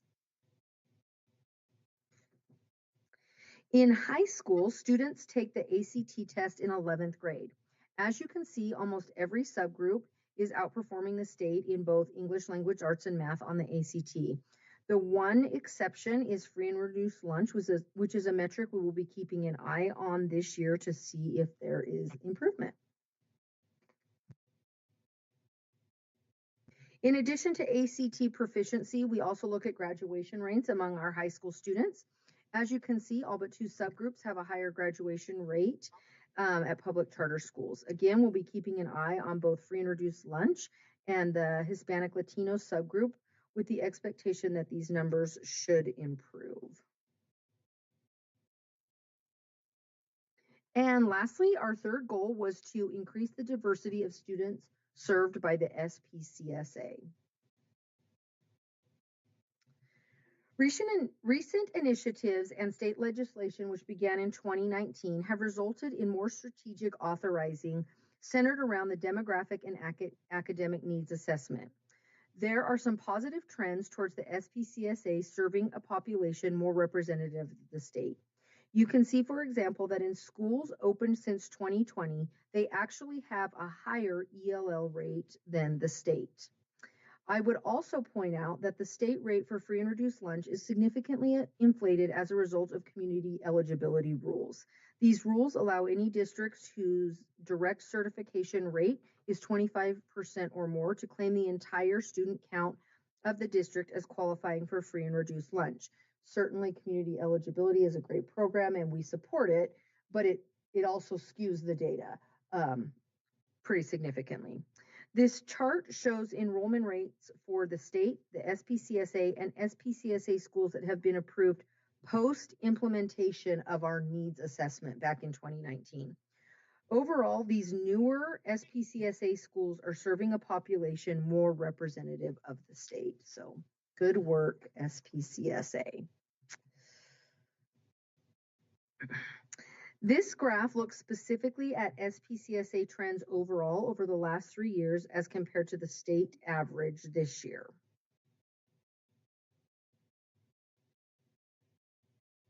The remainder of this presentation is made up of the appendix, which I will go through. I think some of the best information actually is in the appendix. So we'll look at new charter schools. These next few slides show the schools that have opened since 2020, their locations, grade levels served, full-scale enrollment, and Title I status. We do have a lot of, or several new board members, so I will just point out that many schools, like you heard Vegas Vista talking about today, they start out with a slow growth model. That's very common. And so this includes what their full-scale enrollment will be. And sometimes depending, if they just start K2, sometimes that's 5 or 6 years down the road before they hit that full scale enrollment. And I think I said, but it also includes whether or not they were Title I. And this continues on, getting into 2022 school year all the way up to this school year. This slide shows the schools scheduled to open next school year, 3 of which deferred opening last year. So we are anticipating 5 schools to open, 3 of which deferred. And again, it includes their full-scale enrollment, not how many that they will actually start with in their first year.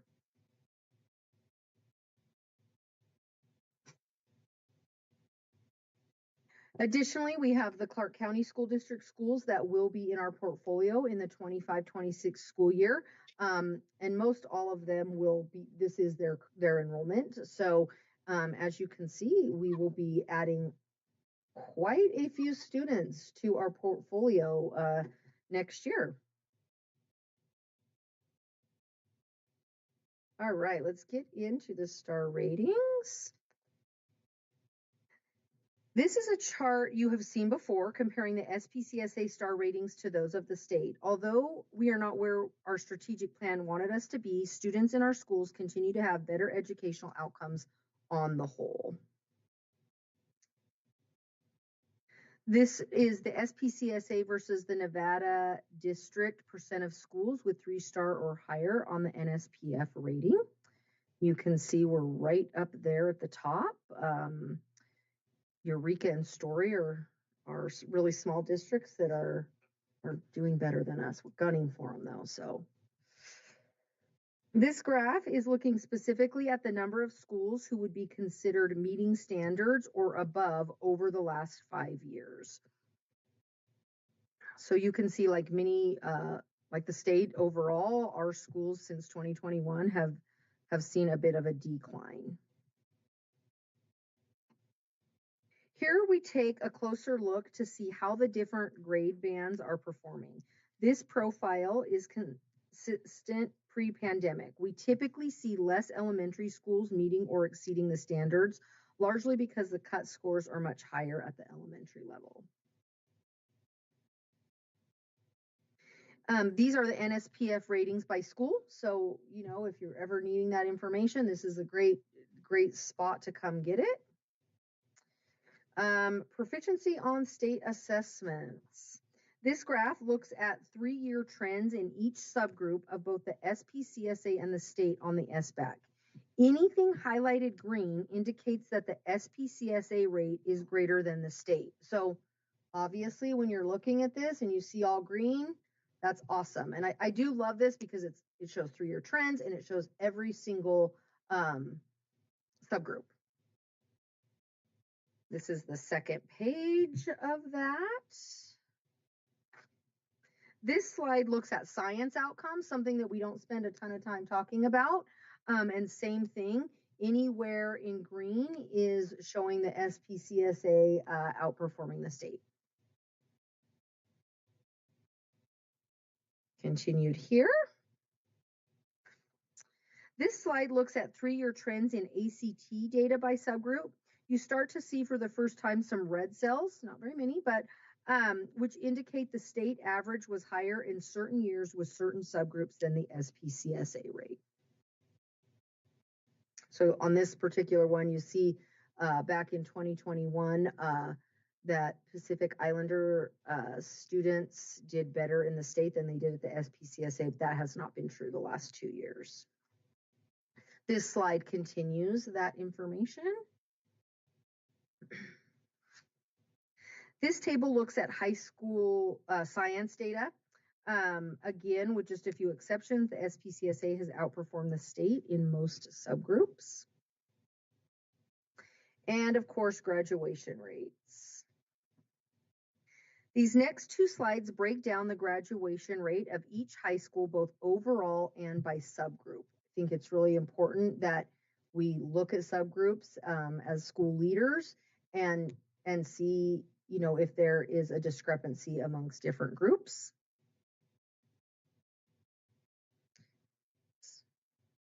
And this slide just continues that information with the last few schools. This slide represents 4-year graduation rate trends by subgroup in the SPCSA portfolio as a whole.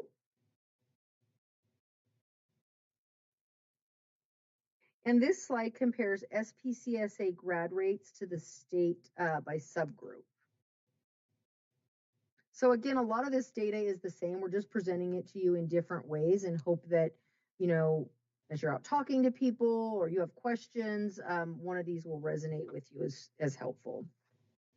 This slide shows the percentage of students in the SPCSA and state who earned advanced or college and career ready diplomas over the last 3 years.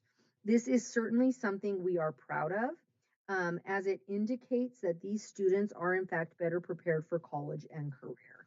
I think it's important to note that it's not just about taking certain classes, but it's also about maintaining a certain GPA. So earning one of those diplomas is a really big deal. And I think it does indicate preparation for the next phase of life for sure.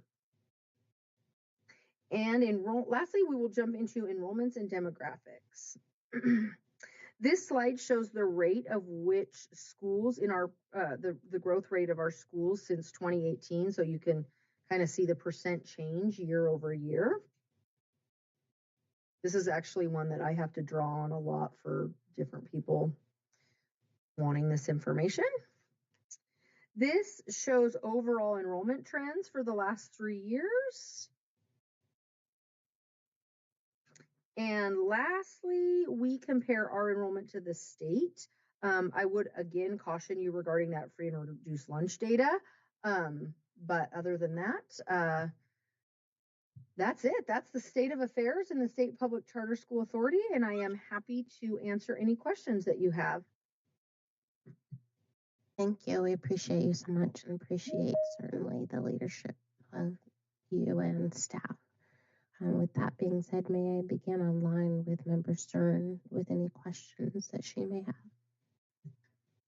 Member Stern, for the record, I don't have any questions. Thank you.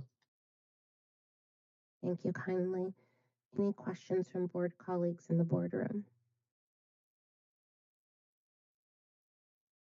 Vice Chair Thigpen, for the record, one question I had is, will we be, or is it typically part of our process to put this presentation up on our website for the year, just so it's there in case folks want to review it? I think it's a great, just overall encapsulation of things that might be beneficial on there. Well, Member Thigpen, you know that we have one of the best websites in the state of Nevada. So I actually have no idea, but I will find out, and I think it's a great suggestion, and we will get it up there for sure. Thank you. Are there any additional questions from board colleagues in the boardroom? Patricia, Member I don't have any questions. I just want to say I really appreciate the presentation. I really appreciate this information being outlined here and then sort of given to us in sort of different cross cuts so we can really interpret it. I'm so pleased to see the success of the SPCSA sponsored schools and continuing to make those gains. As we look towards, like I had to pull out my calculator and do some math. Something like assuming approval of the items on the rest of the agenda today and some of those other schools coming online, that's an increase of about 8,000, more than 8,000 students, which would just bring us above 70,000 students that are under, and would make the SPCSA the second largest LEA.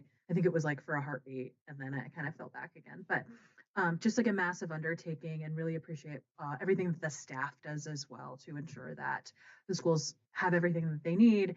And that they have that oversight, and that we're supporting them to do the good work. And so just thank you. Thank you. Yeah, we're going to be well over 7, assuming that our schools that we've approved get off the ground this year. And even just with the Clark County schools, we're going to be over 70,000, which is, it's a major responsibility. And again, I'm proud of our schools. I'm proud of our staff. So thank you. Thank you. Appreciate you so much, and certainly the challenges that persist for us even as we outperform the state in our commitment to our students and to our families and communities. I did have a question, if I may, and that was around the site evaluations.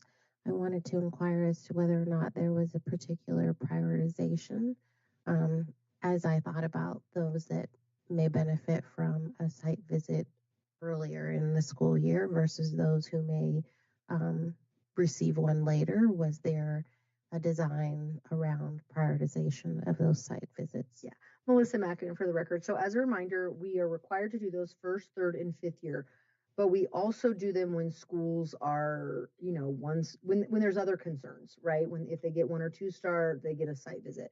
So yes, the site evaluation team is very strategic about how they map that out, just for the exact reasons that you're talking about. And thank you, Dr. Broughton, just reminding me, schools that are up for renewal, they go first, because remember, we heard those last month. And so we get those done so we can include that in our report. And then, they start working away at it, right? If you've got a 5-star school that's it's in their third year, right? Like that's not top priority. But, you know, maybe a one-star school that also has an organizational notice and a financial notice, right? That's top priority. So yes, they are strategic in how they do it. Thank you. I appreciate you again. Our gratitude for your leadership and the leadership of the staff. Member Salcido. Thank you, Madam Chair. Yeah, I wanted to express my appreciation for the staff, but especially for the schools.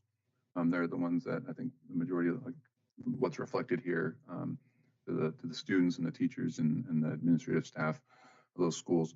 One thing that came to mind when my colleague brought up her math, which is I know one of the things in past years that sometimes we had, as an organization or as a sector, had been criticized for was growing too rapidly, right? And so, you know, I fear that inevitably, right, you're going to see a graph that's going to show this year's enrollment and next year's enrollment. It's going to be a huge spike. And I know part of the purpose of staff having this presentation is that so not only members of this board, but members of the public have information, correct information that they can share with their neighbors, media, legislators, government officials. And so I really want to stress that when you see that spike of that 8,000 people in one or students in 1 year, we have been very deliberate in our growth, right? And very cautious in our growth. And so I fear that spike, if unexplained, if context is not provided, is going to kind of, tear that narrative apart. Melissa Mackin for the record. Yeah, we're going to be explaining this Clark County absorption probably for the next 5 to 7 years, honestly. I mean, from now on, whenever you see that chart, there's going to be a little asterisk on the 25-26 school year and a little note that says, explains what happened. But we absolutely, we're going to have to explain, why that happened. It wasn't just like reckless approval of a whole bunch of new schools, right? Exactly right. So you're 100% right. Thank you again.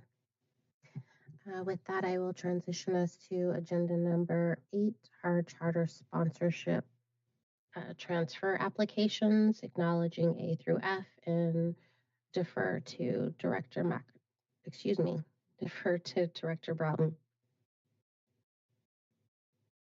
Thank you, Chair. Danny's going to kick us off with the first school. Thank you, Dr. Broughton. Thank you, Chair Holmes Sutton. For the record, Danny Peltier. Agenda item 8A is the charter sponsorship transfer application of the Delta Academy. Excuse me. Delta Academy is a brick and mortar public charter school that currently serves 259 students in grades K through 8 in Clark County. Delta Academy is I'm sorry. That's a typo there. I apologize. Delta Academy is a public charter school educating 1,450 students in grades 6 through 12 in Clark County. Delta offers 3 instructional models: traditional, online, and hybrid. In 2020, the Delta Academy High School program was approved by CCSD and NDE to be rated on the Alternative Performance Framework. According to the transfer sponsorship application, the mission of the school is to provide a safe and nurturing instructional environment in which students from various backgrounds expand their knowledge base to fulfill academic and personal goals through differentiated instruction and reinforcement of positive character traits. Delta Academy has demonstrated inconsistent performance expectations across both the Nevada School Performance Framework and Clark County School District's Performance Framework, earning primarily 1- and 2-star ratings at both the middle and high school levels, and was consistently rated as falls far below the standard on Academic Performance Framework, and at times rated as does not meet the standard on the Financial and Organizational Framework. However, beginning in the 2021-2022 school year, Delta Academy was approved by the Nevada State Board of Education to be additionally rated on the Nevada Alternative Performance Framework and has received ratings of improving or maintaining in the 3 previous reporting cycles. As part of the review of the application, SPCSA staff reviewed the makeup of Delta Academy's governing board. The board currently has 5 members and is in compliance with the board membership requirements outlined in NRS 388A.320. A board member roster has been included with the supporting documents posted with the agenda item. SPCSA staff does recommend the authority approve the transfer of the Delta Academy to the SPCSA from Clark County School District with a 3-year charter term and the enrollment caps listed on page 4 of the recommendation memo.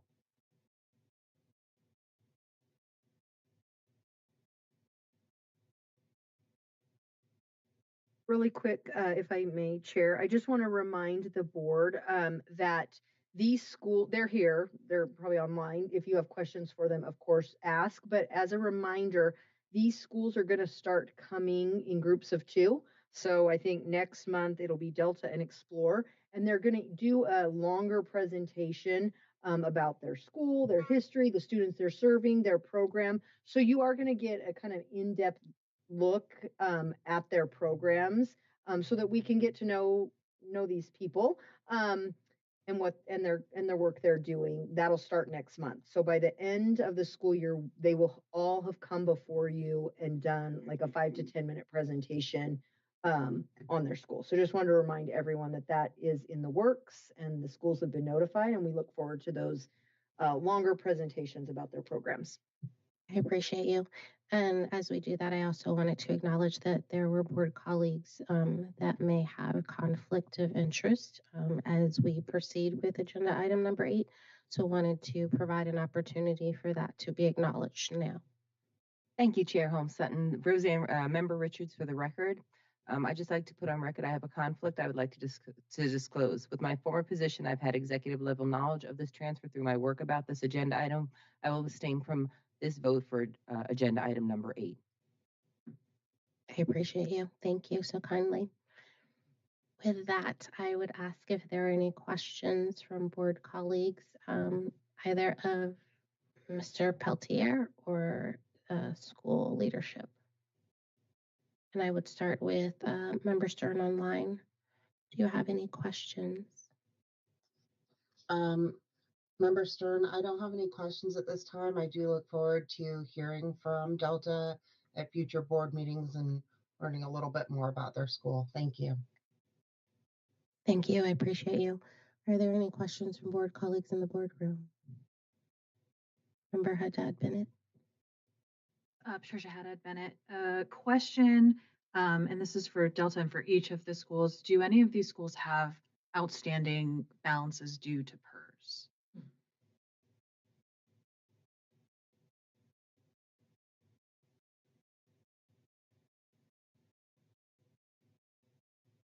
Delta is moving up to the table for those of you who are online. That's what we're waiting for. This is Dr. Kyle Knold, Superintendent of Delta Academy. And no, we've never been late on PERS. I can't speak for anyone else. Are there any additional questions from board colleagues? Member Salcido.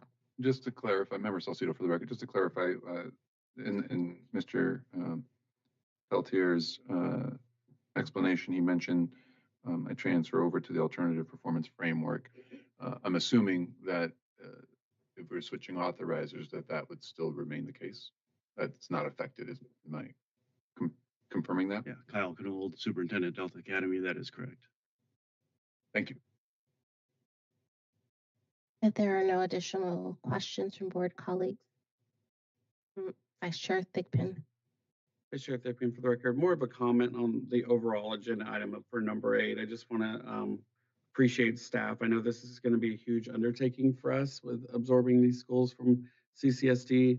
And I think the board in our history has just wanted to ensure that, we're setting these schools up for success, obviously, and that we're monitoring, this transition well so that, we don't encounter any of the past issues we've dealt with other schools over the last couple of years that have had to close, unfortunately. So, definitely just want to reflect that for the record. And I know staff is going to do a great job with keeping an eye on things and but it is going to be a lot of work. So I appreciate you all. Member Haddad Bennett. Thanks. Patricia Haddad Bennett. I'm happy to make a motion in a second, but also not just for Delta, but for the other schools that are on this agenda item. I think CCSD was doing yeoman's work with a small crew to do oversight in their authorizing practices. Obviously, this is a much larger operation, much bigger shop, lots of expertise at the table. And so we're looking forward, I think, to your expertise coming in, but also, just recognizing the level of scrutiny, the level of detail. I think it's probably going to feel a little bit different, would be my prediction. And so I just want to make sure that that is understood, that it's new framing, new staff, new level of rigor, maybe. So hopefully, I know staff's working closely with all the schools to ensure that that's a positive transition and that everything goes well. And so grateful to them, grateful to you all, and I'm really hoping for success and to see that demonstrated success continue. I'm happy to make a motion unless you'd like me to. Yep. Okay. So I'd like to make a motion to approve the Delta Academy application to transfer charter school sponsorship from the Clark County School District to the Nevada State Public Charter School Authority with a 3-year charter contract with the following conditions and enrollment caps. That the Delta Academy will work with SPCSA staff to review student enrollment as it pertains to eligibility for the alternative performance framework. I know some work needs to be done there. And then do you need me to read these enrollment caps? Yes. Okay. So for school year 2025-2026 in grades 6 through 12, 1,460 students, 2026-27, 6 through 12, 1,460 students, and then the same for 2027-2028, grades 6 through 12 at 1,460 students. Thank you. May I have a second? Vice Chair Thigpen will second. Thank you. All those in favor, please indicate by saying aye. Aye. Aye. Any in opposition? Any abstentions? Aye. Thank you. The motion carries. Good luck to you all. Welcome. Transitioning us to Agenda 8B. Thank you, Madam Chair. Danny Peltz here again for the record. 8B is the charter sponsorship transfer application of Explore Knowledge Academy. Explore Knowledge Academy is a public charter school educating 610 students in grades 6 through K through 12 in Clark County. According to the transfer of sponsorship application, the mission of the school is personalizing education and challenging minds to open the world of learning and leadership to young people in grades K through 12 with a focus on public speaking. Explore has demonstrated relatively consistent performance expectations across both the NSPF and the Clark County School District's performance framework, earning primarily 3, 4, and 5-star ratings at the elementary, middle, and high school levels, and consistently rated as meet standard on the academic performance framework. However, the elementary school was rated as 2 stars on the most recent NSPF, and Explore was rated as does not meet standard on CCSD's most recent academic performance framework. Additionally, Explore was rated as falls far below standard on the 2 most recent financial framework ratings by CCSD. The school was rated as meets the standard on CCSD's organizational performance framework throughout its charter term. As part of the review of the application, SPCSA staff reviewed the makeup of Explore Knowledge Academy's governing board. The board currently has 7 members and is in compliance with the board requirements outlined in NRS 388A.320. A board member roster has been included with the supporting documents posted with this agenda item. SPCSA staff recommends the authority approve the transfer of Explore Knowledge Academy to the SPCSA from Clark County School District. While the school has shown mostly consistent academic results, the 2-star rating for the elementary school and the falls far below standard on the 2 most recent financial ratings are the reasons staff is recommending a 3-year term with the enrollment caps listed on page 4 of the recommendation memo. Happy to take any questions, and I believe school staff and board is online for questions as well, if there are any. Thanks, Danny. Vice Chair Thigpen for the record. Chair Holmes Sutton had to step away, so you're all in my charge now. We'll go to Member Stern online. Any questions, Member Stern, for staff or for the school? Member Stern, for the record, no, I don't have any questions for the school at this time. I would reiterate what my board colleagues have said to all of the schools with respect to increased scrutiny, and looking forward to learning more about these schools and seeing them continue to grow and serve our students in Nevada. Thank you. Thank you, Member Stern. Any board colleagues here in the boardroom have any questions or comments? Go ahead. Patricia Haddad Bennett.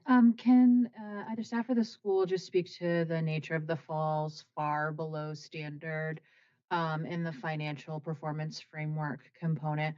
Obviously, that to me feels like a big red flag, but would love to hear a little bit more about that.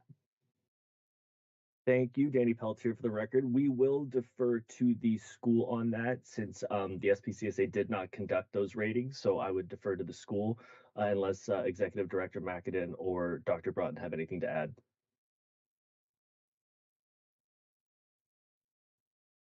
Dr. Broughton is checking something, so one moment.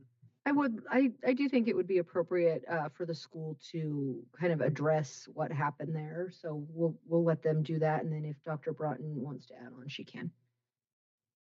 Thanks, Director McAdin. Do we have any representatives online or in the boardroom from the school who would like to comment on the question? Yes. Abby Matson, the superintendent of Explore Knowledge Academy, for the record. We, the last 2 years, had issues with enrollment coming in lower than we expected, especially in kinder and first grade, which hit us hard financially. But we're in recovery mode. Things are better. We reduced a lot of our overhead, and we don't anticipate these problems moving forward in the future.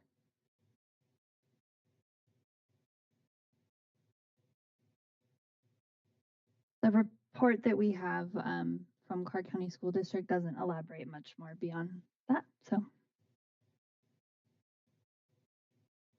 Thank you very much. Any other questions in the boardroom? All right, I will entertain a motion.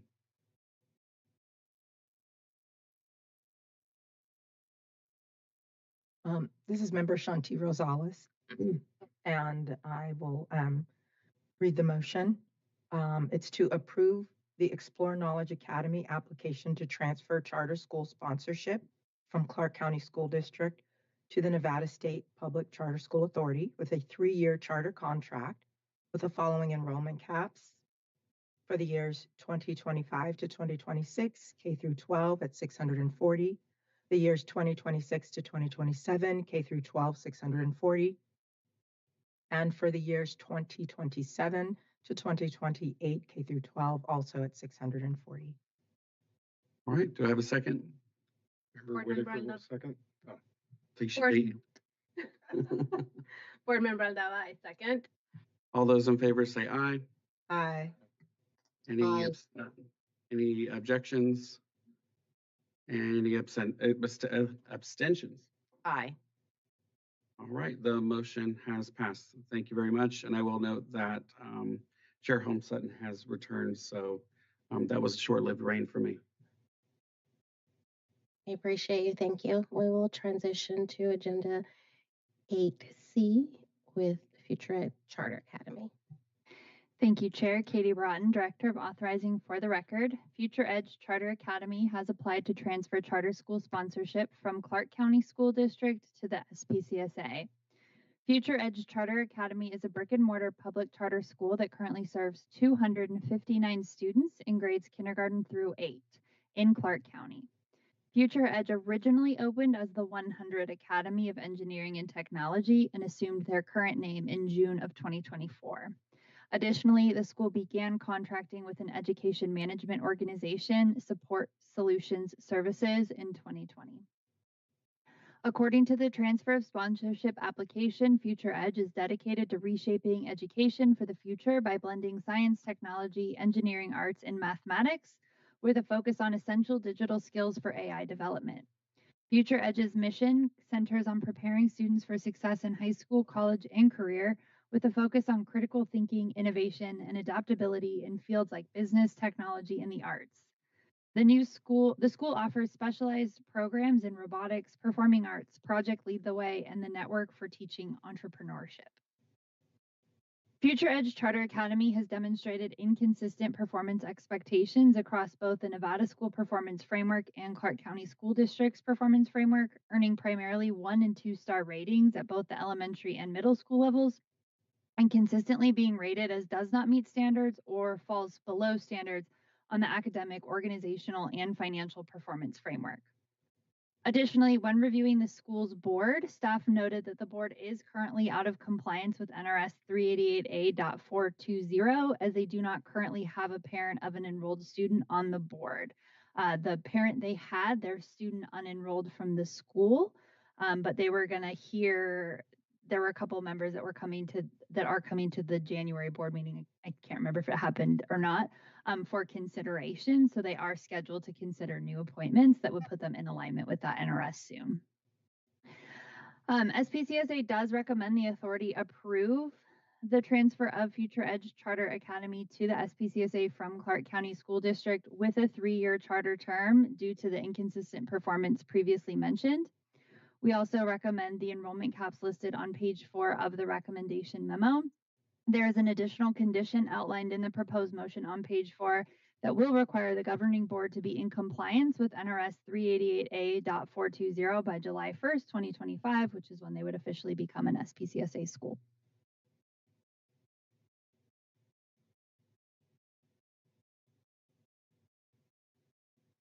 I appreciate you all so much. I'm just asking Vice Chair Thigpen if he would continue leading. Just having issues with my throat and voice. I appreciate you. Thank you, Judge Holmston. Happy to take over. All right. Thank you for that, Dr. Broughton. Member Stern, do you have any questions or comments online? Nothing to add at this time. Thank you. Thank you. Any of my board colleagues here in the boardroom have any questions or comments either for the school or for staff? Go ahead. Oh, okay. Here. See here. Patricia Haddad Bennett. I have major reservations with this, looking at their academic performance, track record, the organizational performance, and the financial performance ratings. And maybe it would be beneficial for me or for others if we could just take a step back and talk about why these transfers are even happening in the first place.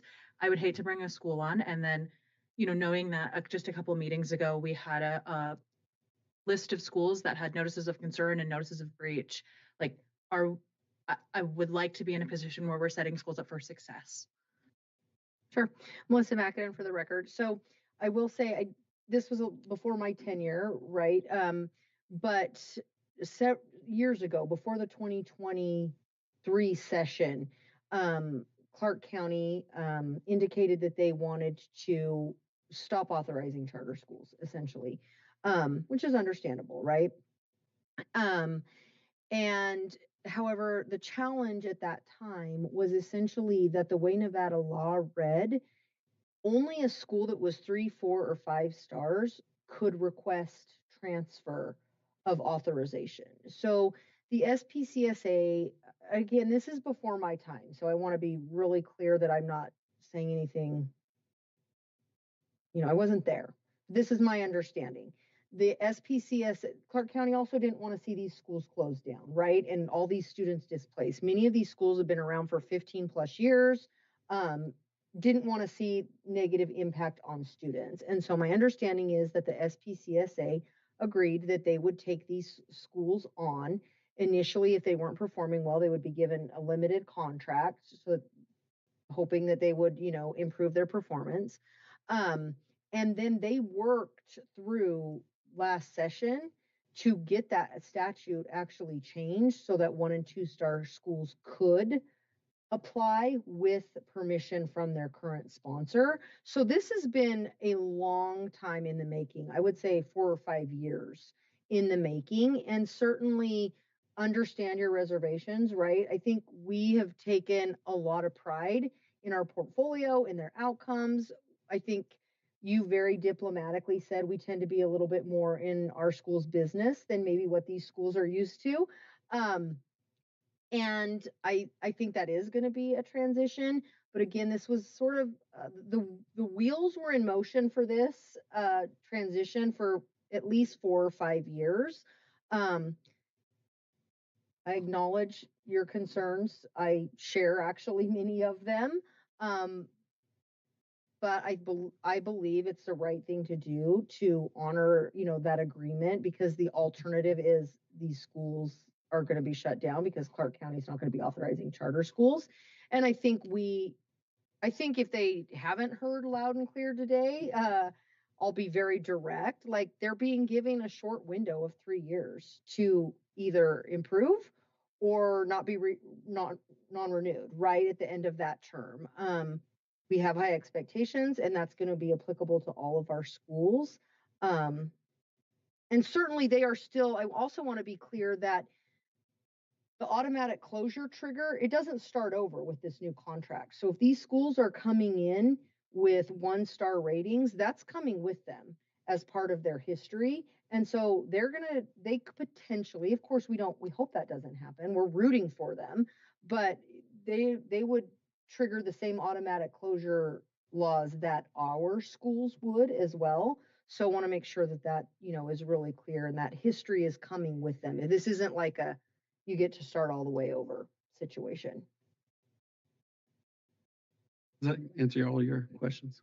I will also add, Vice Chair Thigpen, for the record, that, or also ask/add, we can come in at any time during that 3-year period if things go sideways and hold them accountable as we have in the past. Absolutely, for sure. The same rules are going to apply. If they're not following their charter contract, any of the reasons that we've closed schools down before, certainly that can happen. Again, we're rooting for these schools, and we hope that we are setting them up for success, and that we are putting things in place to support them and help them. I mean, for example, we gave them access to Epicenter a year ago so that they could, or at the beginning of this school year, so they could see for a whole year what our reporting was like, so that if they needed to adjust staffing, not really understanding how much CCSD was doing these reports for them, wanted them to go in eyes wide open, so that if they needed to bring, an operations person on to help support that work, we've met with them multiple times. We have some trainings that we're going to do, sort of like what we do with our new schools that once they're approved, that we're a series of trainings that we have scheduled for them.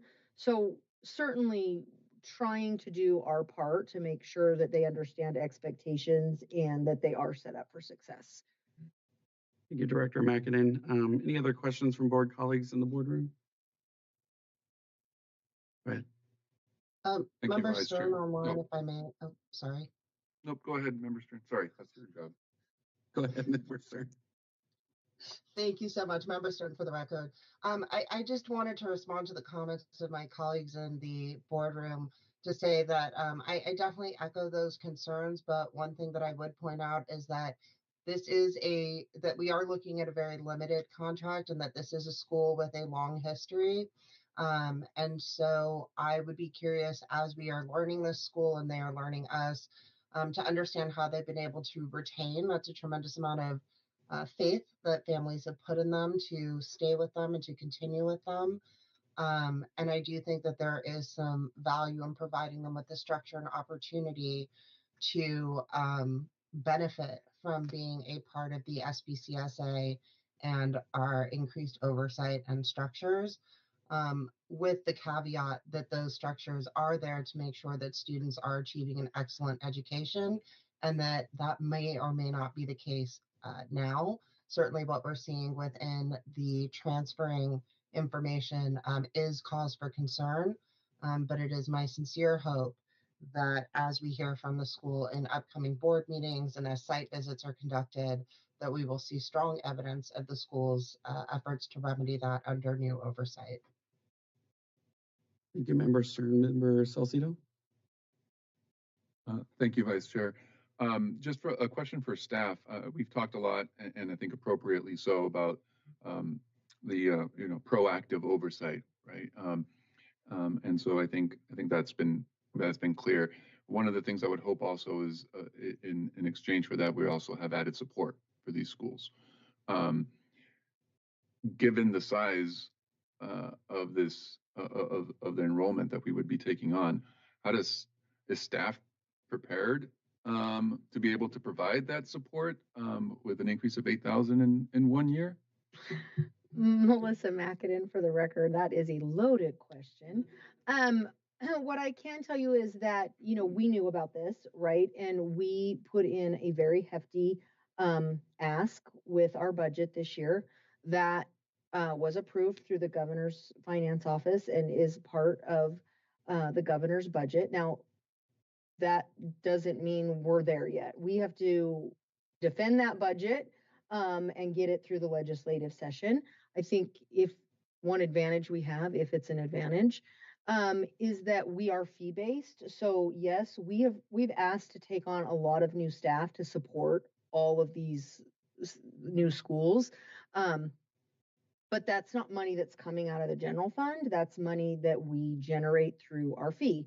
So hoping that will make a difference with the legislature and that we will get those positions that the governor approved, but that is yet to be seen. But I mean, you're 100% right. If we don't get those positions, we are going to be very short-staffed to do this work. I'm not going to mince words there. Did I answer your question? Okay. And just so folks online know, please don't use the chat because everyone can see it. And we don't respond to that because we're not in a public comment area right now. But are there any other questions from board colleagues in the boardroom or either staff or it looks like we have a representative from the school here if we want to take advantage of that? Go ahead. Patricia Haddad Bennett, thanks so much for being here. Appreciate it. I know this is tough. Can you just speak a little bit to how at the school or internally folks are preparing for this transition and, consideration of the, conversation that we're having today too?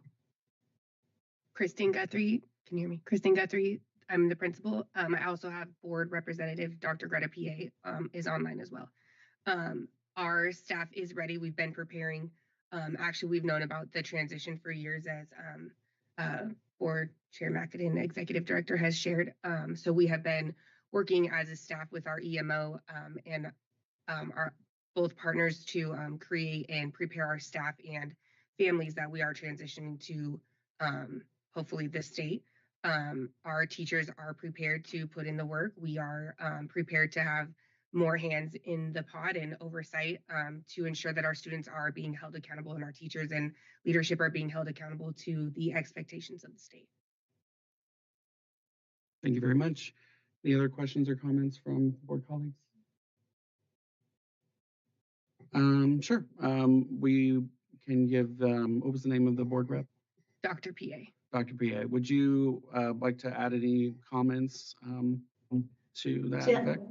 Yes, I would. Greta PA for the record, and thank you, Chair and members of the board, for allowing me the opportunity to speak and to share from a board member's perspective and also a retired Clark County School District educator as to why it is appropriate from my perspective that you accept this proposal. I've been a board member when it was 100 Academy for 6 years.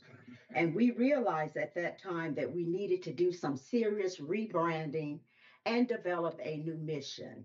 And that has occurred with the partnership of our new management company, National Academic Educational Partners, in partnership with PTAA. So the changing of the name was significant. I didn't think as a board member that it would be, but after hearing from our community, our parents, our students, and their prospective family members, that name made a huge difference. So now that we're Future Edge Charter Academy with a focus on STEM, artificial intelligence, and future ready skills, we have more support and enthusiasm from our school community.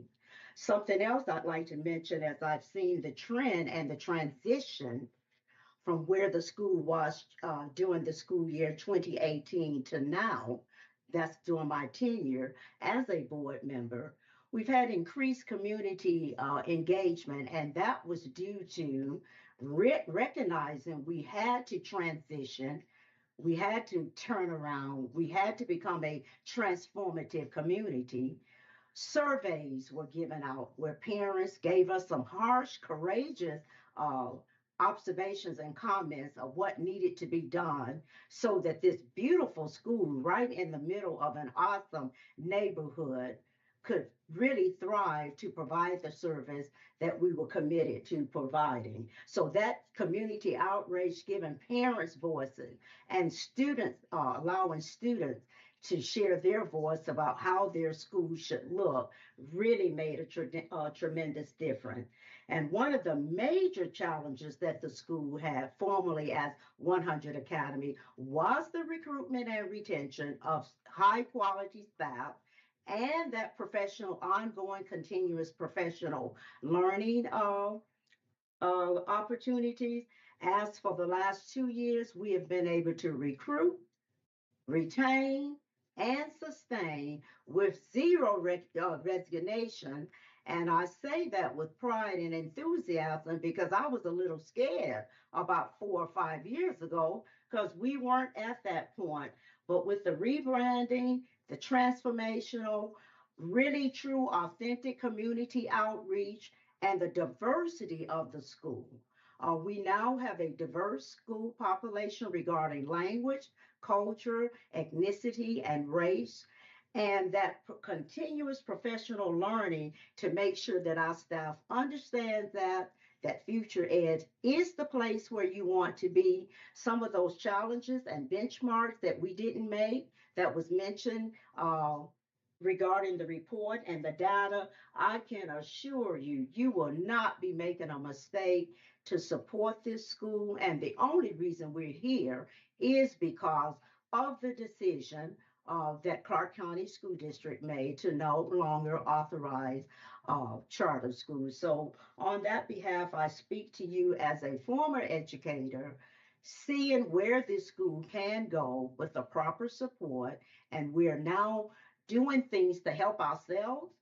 All of our board members are committed, and we did correct the action of having a parent. There now is a parent on the board who is quite serving as the vice chair of the board. And I just wanted to share that with you, given my perspective as a board member and also perspective as a former educator. So thank you for the time, and thank you, Ms. Guffrey, for all that you're doing for the students and their family members. Thank you, Ms. P, for your testimony today and for helping correct a record about the board member. We do appreciate that. Any other questions from board colleagues for staff or representatives from the school? All right, seeing none, I will entertain a motion.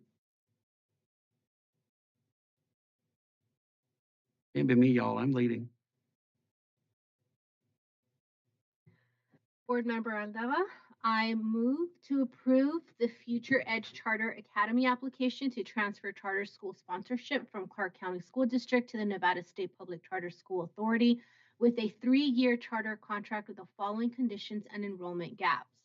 By July 1st, 2025, provide evidence that Future Edge Academy has added a parent of an enrolled student to the governing board and that the board is in full compliance with NRS 3888.420. School year grade levels enrollment as well for 2025 to 2026. Grade levels K through 8 enrollment of 325. For a school year 2026-2027, K through 8, 325. And school year 2027-2028, grade levels K through 8 enrollment of 325. Thank you very much. Do I have a second? Member Shanti Rosales will second. All right, all those in favor say aye. Aye. Aye. Any opposed?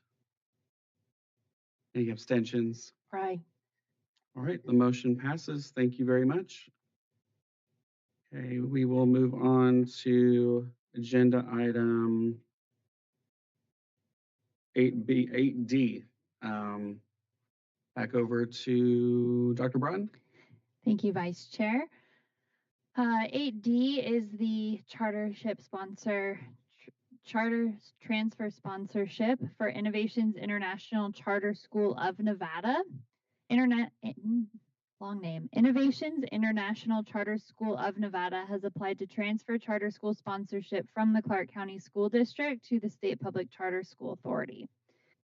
IICSN is a brick-and-mortar public charter school that currently serves 652 students in kindergarten through 12th grade in Clark County.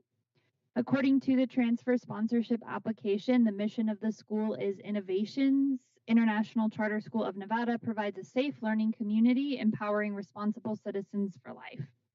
The school fulfills its mission by educating for life. This concept integrates the school's inclusive model of learning, acknowledging that education encompasses skill development, character building, and differentiated instruction to meet the needs of all students and educators, regardless of cultural backgrounds, family structures, learning abilities, financial stability, and language differences. Innovations International Charter School of Nevada has demonstrated inconsistent performance expectations across both the Nevada School Performance Framework and Clark County School District's Performance Framework, earning 1, 2, and 3-star ratings at the elementary, middle, and high school levels, and receiving several does not meet standards or falls below standards ratings on the academic, organizational, and financial performance framework. SPCSA does recommend the authority approve the transfer of Innovations International Charter School of Nevada to the SPCSA from Clark County School District with just a 3-year charter term and the enrollment caps listed on page 4 of the recommendation memo. Thank you, Dr. Broughton. All right, Member Stern, sorry, Vice Chair Thigpen for the record. Member Stern, do you have any questions or comments online? Member Stern, for the record, just echoing what we've said to the other schools about the oversight and expectations, but also wanting to emphasize the fact that ultimately, as authorizers, it is the responsibility of the school to self-evaluate and be proactive in the steps that they are taking. SPCSA is there as a support, but it is ultimately the responsibility of school leadership and their boards to make sure that they are in compliance and taking the necessary steps to be proactive, and certainly to reach out if there is support that they need. But our goal is to have schools that are functioning independently and successfully. And I look forward to, again, learning more and seeing improvements in the schools that we are welcoming today. Thank you, Member Stern. Any questions or comments in the boardroom for either staff or perhaps any representatives we have from the school? All right, looks like none. I will entertain a motion. Sorry, Patricia had it. I, if you don't mind, go ahead. I would just love to hear, similarly, hearing the last conversation that we had from the school a little bit about how they are preparing for this transition and, recognizing some of the variation in their performance previously, sort of what their mindset looks like going into this process. Awesome. Do we have any representatives from the school either in the boardroom or online? Yes, I'm sorry, my camera's not working right now, but this is Connie Malin. I'm the Chief Educational Officer for Innovations. Innovations is very conscientious about looking at its data and making changes as necessary. We work within a professional learning community system. So on a monthly basis, our staff is looking at testing data, performance data, parent engagement data, our graduation data. We've made multiple changes. We've moved our Title I money to incorporate academic strategists who work consistently with students who are underperforming. As we look at our MAPS data, we are placing students in small group intensive instructions in an effort to try to make sure they're making growth. Because part of our problem is our demographics and absenteeism. We have an individual who calls parents on a daily basis to figure out why their children are not at school, to get them into school and take a no excuses attitude. So we are continually looking to improve our data to meet the expectations of our sponsors and to look retrospectively at where we need to be and the steps we need to do to take them. Thank you, Ms. Malin. We appreciate you. Any follow-up questions from board colleagues? Okay. Seeing none, I will entertain a motion.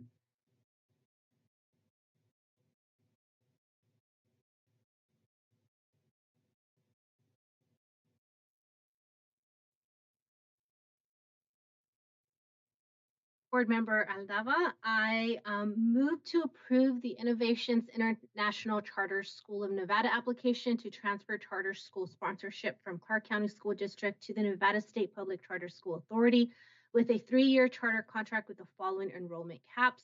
For the school year 2025-2026, grade levels K through 12, enrollment of 665. For school year 2026-2027, grade levels K through 12 with an enrollment of 665. And for school year 2027-2028, grade levels K through 12, enrollment of 665. Thank you, Member Aldama. Do I have a second? Member Shanti Rosales will second. All those in favor say aye. Aye. Aye. Any opposed? Any abstentions? Aye. All right, the motion passes. Thank you very much. Vice Chair Thigpen, really quickly, I want to bounce back up and we'll have to see what Ms. King Powell wants, how we want to handle this. But when it came to future edge, when we read the motion, we said NRS 388.420, but it should be NRS 388.320. Can we just amend? How should we properly handle that? Samantha King Powell, General Counsel, for the record. I would go back if we could and redo the motion and just say 388.320 for the record. Was it, Vice Chair Thigpen, for the record, was it written wrong or said wrong? It was written wrong in the motion. Apologies. Let me just, what's the correct NRS number? NRS 388A.320. 320. Okay. Thank you. Who was, Yep. yeah, if you wouldn't mind just rereading that motion, we will go ahead and reopen agenda item. My apologies. Should we complete this agenda item first before returning to the previous one? I think it's completed since the motion passed. Okay, Yeah. sorry. But just keeping me in check. We will reopen agenda item 8C and reread that motion and go through that again. Go ahead. Board Member Aldava, for the record, I approve the Future Edge Charter Academy application to transfer charter school sponsorship from Clark County School District to the Nevada State Public Charter School Authority with a 3-year charter contract with the following conditions and enrollment gaps. By July 1st, 2025, provide evidence that Future Edge Academy has added a parent of an enrolled student to the governing board and that the board is in full compliance with NRS 388A.320. School year 2025, grade levels K through 8, enrollment of 325. For the school year 2026-2027, grade levels K through 8, enrollment of 325.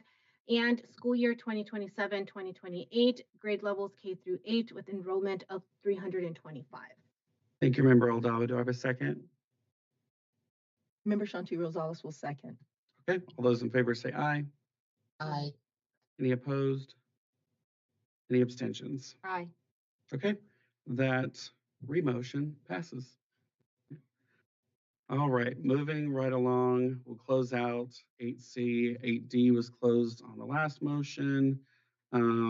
Quick note for my board colleagues, as I don't think, Director Mackin, and correct me if I'm wrong, we didn't explicitly tell the schools to have prepared remarks, but they are here. So if any of you do want to hear from them, as other colleagues have done, just let me know and we'll do that. Just know it was not like part of the planned process for today since we're bringing them in future meetings. So happy to do it. Just let me know. So now we're going to open, I think, 8E, correct? Okay, is it Dr. Broughton again? This one is Danny. Last All time right, you'll hear Danny. from me today. Thank you, Vice Chair. For the record, Danny Peltier. Before you is item 8E, charter sponsorship transfer application of Odyssey Charter School. Odyssey is a public charter school educating 2,370 students in grades K through 12 in Clark County. According to the transfer application, the mission of the school is to celebrate the uniqueness of each student and their family, using individualization and sound instructional practices. Odyssey fosters each student's academic achievement and life success. Odyssey has demonstrated consistent academic performance over its charter term across both the NSPF and Clark County School District's performance framework, earning primarily 3, 4, and 5-star ratings at the elementary, middle, and high school levels, and consistently rated as meet standard on the academic performance framework. Additionally, Odyssey was rated as meet standard on all financial framework ratings by CCSD. The school was rated as meets the standard on CCSD's organizational performance framework throughout its charter term as well. As part of the review of the application, SPCSA staff reviewed the makeup of Odyssey Charter School's governing board. The governing board currently has 6 members and is in compliance with the board membership requirements outlined in NRS 388A.320. A board member roster was included as part of the supporting documents with this agenda item. SPCSA staff recommends the authority board approve the transfer of Odyssey Charter School to the SPCSA from Clark County School District. The school has shown consistent academic, organizational, and financial performance results, which is why staff is recommending a 6-year term with the enrollment caps listed on page 4 of the recommendation memo. Happy to take any questions, and I believe there are folks from Odyssey online or at the table there. So thank you. Thanks, Danny. Vice Chair Thigpen, for the record, and just so we're noting for the record, Chair Holmes Sutton has stepped out for a moment. Member Stern, any questions or comments online? Member Stern, for the record, I do have a question about 2 items that were in the transfer application, and I think these are probably best directed to staff.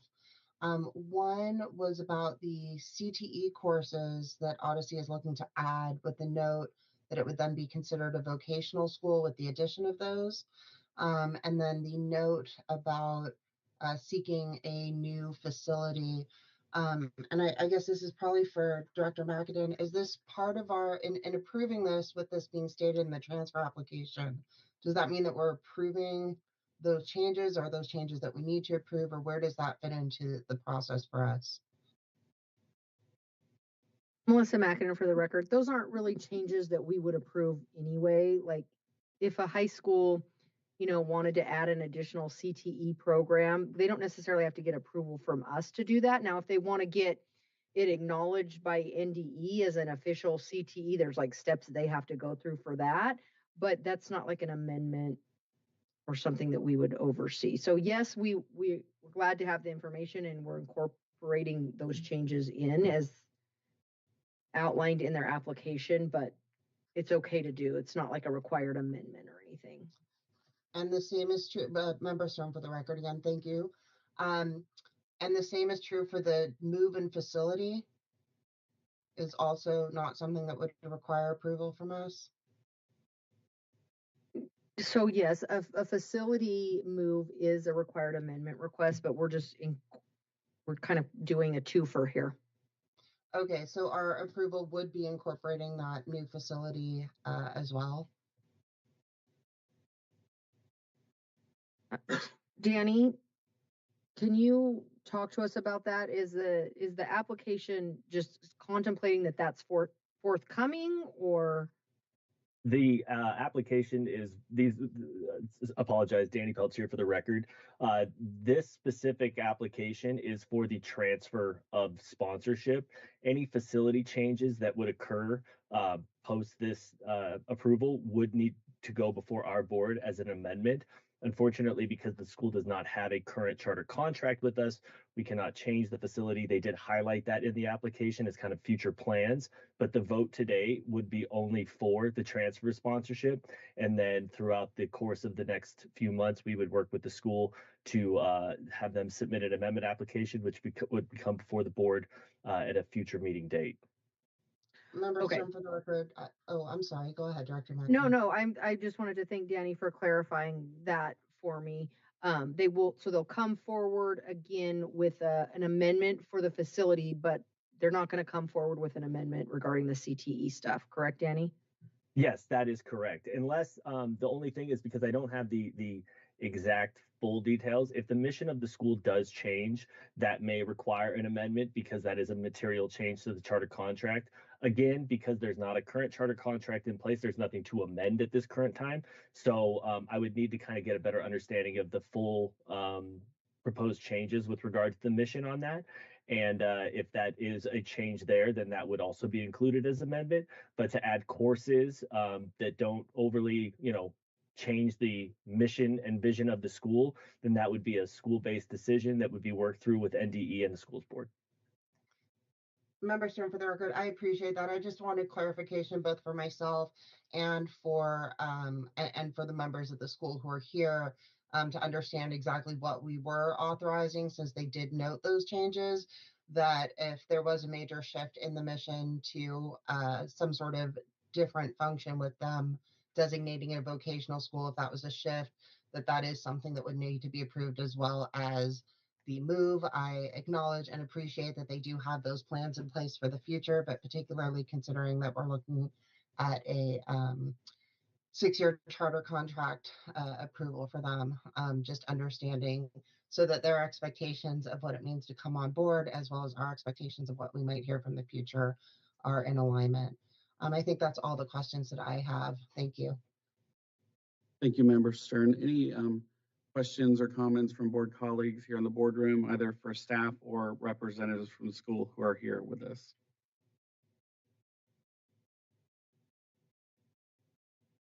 Member Salcido. Thank you, Vice Chair. Just wanted to acknowledge the school leaders that are here and also congratulate them on what we're looking at in terms of past performance. And look forward to a continuation of that. Thank you. Timothy Lorenz, Superintendent of Odyssey Charter School. I just would like to take this opportunity. We have our board member, Larry Moulton, here, who is an amazing member of our team, and Executive Director, Shelley Guthrie. I would just like to take one moment and just say that we don't take this for granted. We are extremely grateful that you have included us in your portfolio. We have been welcomed with open arms already, with kindness, with graciousness, and we feel so welcomed, and we have a lot of work to do. We've got amazing kids that deserve amazing amounts of support, and to know that we're going to be a part of your organization is a big deal for us. So I would be remiss if I didn't just say to you how grateful we are that you are taking us on and we're becoming part of your organization. That's a really big deal for us. So thank you very, very much. We really appreciate it. Thank you very much. All right. Any other questions or comments from folks on the board? Okay, I will entertain a motion. Patricia Haddad Bennett, happy to make a motion. Thank you guys for all the work that you do. So to make a motion to approve the Odyssey Charter School application to transfer charter school sponsorship from Clark County School District to the Nevada State Public Charter School Authority with a 6-year charter contract with the following enrollment caps. School year 2025, 2026, 2026, 2027, 27, 28, 28, 29, 29, 30, 30, 31, all for K through 12 at 2,380 students. Thank you very much. Do I have a second? I'll happily second. Member Salcido for the record. Thank you. All those in favor say aye. Aye. Aye. Any opposed? Any abstentions? Aye. All right, thank you. Motion passes. Congratulations, and we look forward to working with you. All right, moving right along, we will close out agenda item 8E and open 8F, Rainbow Dreams Academy. Who's up? It's me, Katie Broughton, for the record. Item 8F is Rainbow Dreams Early Learning Academy. They have applied to transfer school sponsorship from Clark County School District to the SPCSA. Rainbow Dreams is a brick and mortar public charter school that currently serves 231 students in pre-kindergarten and kindergarten. According to the transfer of sponsorship application, the mission of the school is to provide a firm educational foundation while encouraging diversity, equity, and cultural appreciation. The primary focus of the Rainbow Dreams is to work with the at-risk and underserved early learning population of Las Vegas. The school's innovative practices ensure a high-quality, inclusive educational experience for young learners, emphasizing collaboration between educators, families, and the broader community to foster success. Rainbow Dreams Early Learning Academy has demonstrated inconsistent performance expectations across both the Nevada School Performance Framework and Clark County School District's Performance Framework. It is important to note that because they only serve pre-kindergarten and kindergarten, the school has not received a Nevada School Performance Framework rating since the 2018 to 2019 school year. In that school year and before, they served K-8, so that was when they transitioned to just the pre-K and K. They did receive a meet standard rating on the last 2 years on Clark County School District's Academic Performance Framework. Because of the unique model and grade band of the school, SPCSA staff wrote a condition that we would work with the school on developing metrics on which to measure and analyze the school's academic performance, since we can't necessarily just use the NSPF. Additionally, the school has several that does not meet standards and falls below standard on the Financial and Organizational Performance Framework from Clark County School District. It is also important to note that the school has a contract with the Clark County Board of Commissioners to provide pre-kindergarten for up to 220 students. There is a second condition embedded in the recommendation regarding ongoing work to define the roles and responsibilities of the SPCSA as the local education agency regarding this pre-K program. Specifically, we don't want to be in a situation in which there are two bodies that are sort of competing with one another regarding the authority of the pre-K program, especially because pre-K funding is not provided through the People-Centered Funding Plan, and we don't want to be a restriction to Clark County Commission being an avenue to provide that funding. That is why the enrollment cap in the recommendation is just for kindergarten, because though the school will continue to offer pre-kindergarten, we're going to cap and oversee the kindergarten enrollment specifically. Hope that makes sense, but if there are questions, I can try to answer them. We do recommend the Authority Board approve the transfer of Rainbow Dreams Early Learning Academy to the SPCSA from Clark County School District with a 3-year charter term and the enrollment caps listed on page 4 of the recommendation memo.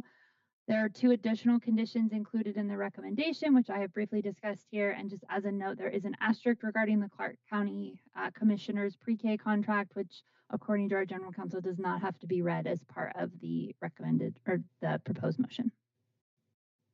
Thank you, Dr. Broughton. Bringing it back to the board. Member Stern, any questions online? Member Stern, for the record, acknowledging the portion of the proposed motion that indicates working with SPCSA to define roles and responsibilities. I don't know if this question would be for staff or for the school itself. Is there any contemplation of potentially bifurcating the pre-K from kindergarten into 2 separate but complementary organizations that might perhaps simplify things, or is that not an avenue that is being considered? And if not, why not? Melissa Mackinnon, for the record. I'll let the school answer this, but my suspicion is that financially, a kindergarten that has 80 students is probably not financially viable as its own standalone entity. But again, we'll let the school sort of address if they've ever contemplated that and their reasoning behind their decision.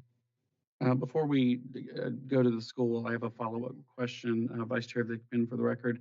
Would that come back to us for an amendment request if we were to, if they went forward with that sort of change? If they said, well, we want to have it as a separate. Normally, if you're going to change the grade bands that you're serving, yes, that's an amendment request. Obviously, this is a little bit different because the Clark County Commissioners are overseeing it. That said, I think we would still want to be in close communication, because if they were doing that, we would want to understand the financial implications and financial viability. Obviously, I think it goes without saying this is a very unique circumstance. We've never been in this circumstance before. Probably never will be again. So we acknowledge that we do have some things that we need to work out between now and July when they're fully in our portfolio. But again, I'll go back to the school regarding Member Stern's question about have you ever considered separating it out into two separate entities? Thank you, Director McKinnon. Do we have any representatives on the school who can address Member Stern's question? Morning, Janice Henry for the record, principal for Rainbow Dreams Early Learning Academy. To Member Stern's question, yes, that was looked at, but it would not allow for us to be financially able to be stable just because we are looking at kinder with 80 students in our per pupil student funding. And 78% of our funding do come from our pre-K through the AB 309 through the county commissioners. So that is why we've not looked at that being two separate lines. Thank you. And can you say your name one more time for the record? It was hard to hear. Janice Henry. Janice Henry. Thank you. Dr. McKinney, Director McKinney, did you have something to add to that? Okay. Thought I heard something.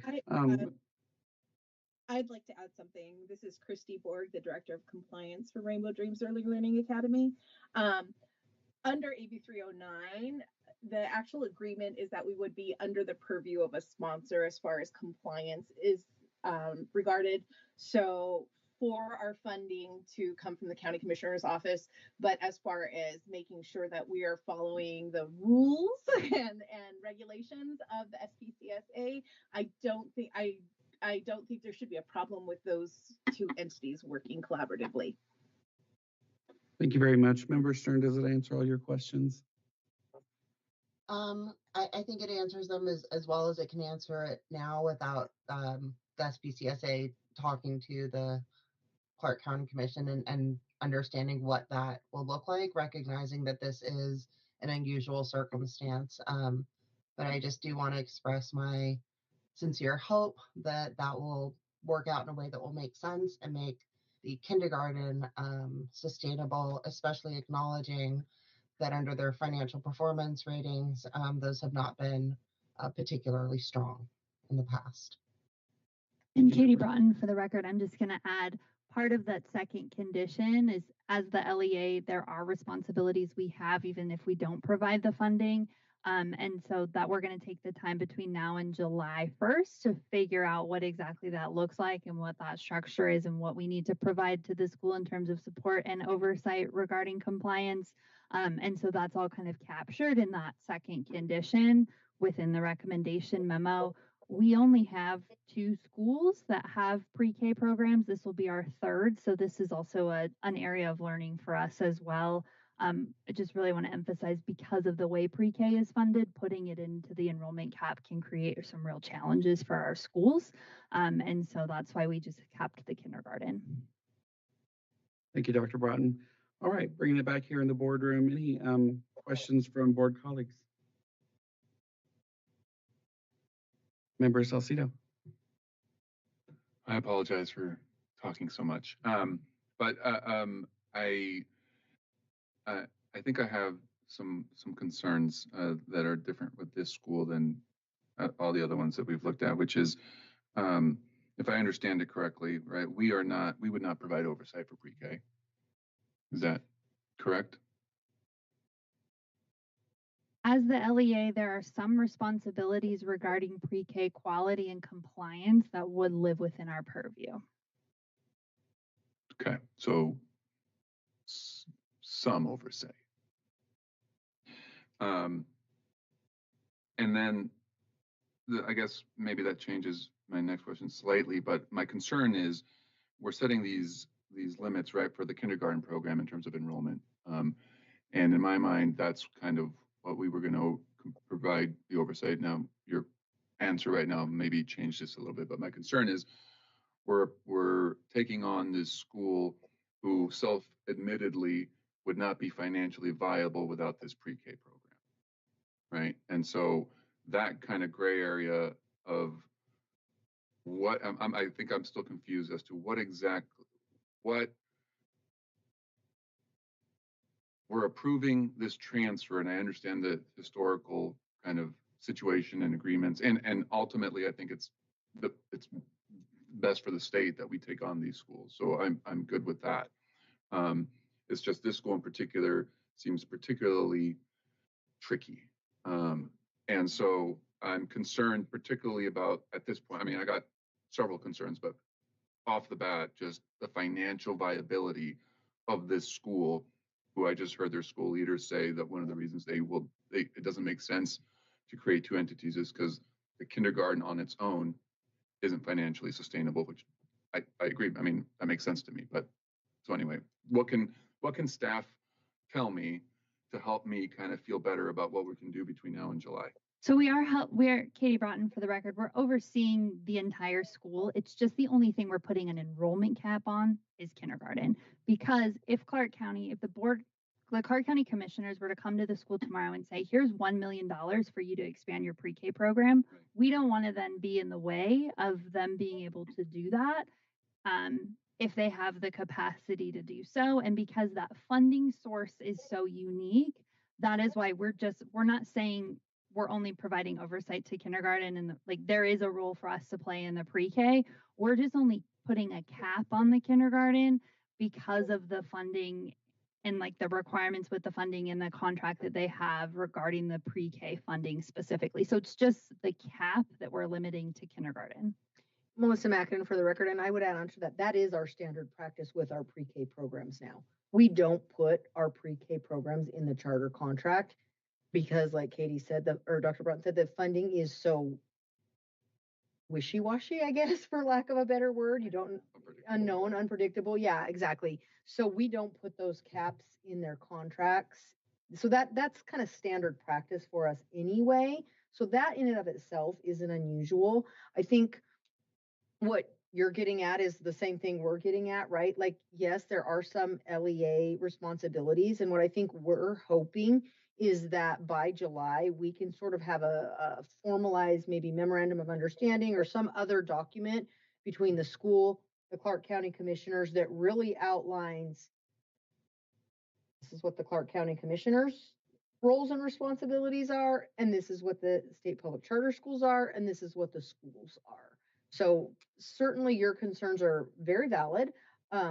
We share the same concerns as a staff, and we are committed to getting to that point where come July 1st, everybody understands exactly what their job and role is. Thank you. All right. Any other questions from the boardroom? Go ahead. Member Stern, can I just, sorry, go ahead. Oh, go ahead. I just had, sorry. Go ahead, Member Stern. I just had a quick follow-up to what Director McAdam just said, because I know we're looking at a 3-year charter contract, and especially keeping in mind the dependence of that kindergarten program on the pre-K. Is there an is there also a 3-year funding in place for the pre-K, or is that decided year by year? I just still share. I'm understanding better the relationship and the oversight, but want to make sure that we are approving a financially viable school. So Melissa Mackin for the record, Member Stern, I'm going to be honest, you're probably not going to like my answer here very much. Their pre-K contract ends at the end of 2025. But they're hoping to be renewed in April and May of this year for a 5-year renewal. So that is obviously the first thing we're going to be keeping an eye on. So let's just play this out. If the school, for whatever reason, the county commissioners don't renew this contract, we are immediately going to be like, we need a budget. We need to, and we might have to make some hard decisions like, yes, this school can stay open, or no, this school is not financially viable. That's the reality. Now, I don't have any reason to believe or think that the county commission isn't going to renew this program. I want to be very clear about that, but I also want to be honest that that contract is up in 2025. Then we will know in April or May what that renewal term looks like with the county. Does that answer your question, Member Stern? Or as best as we can? Yeah, as best as we can. It gives me the additional context to kind of understand as a board what it is that we are looking at with this motion. Thank you. I'll turn it over to Member Hadad Bennett. Thanks so much. Patricia Haddad Bennett. This is, obviously we've all got some different concerns here. It's a unique situation. And if memory serves me correctly, Rainbow Dreams way back when was a K through 5 and switched to this pre-K K due to academic issues, if I understand correctly, and someone correct me if that's not right. It was a unique situation or poor performance that brought them to, be in this unique situation, taking the school on. This is just another one that I would want to emphasize, like the accountability is real and that the oversight, our job, I think, is really important here. And that, while happy to move forward with the transfer, the sponsorship, just that, we should be mindful if there are changes to their program that, looking at that history and that track record. And, I would hesitate to increase grades in order to, make the budget add up, recognizing that, there's some academic performance history there. So that's all I'll say on that. But I appreciate it. Thank you. Thank you very much. All right, I will entertain a motion. I can make the motion.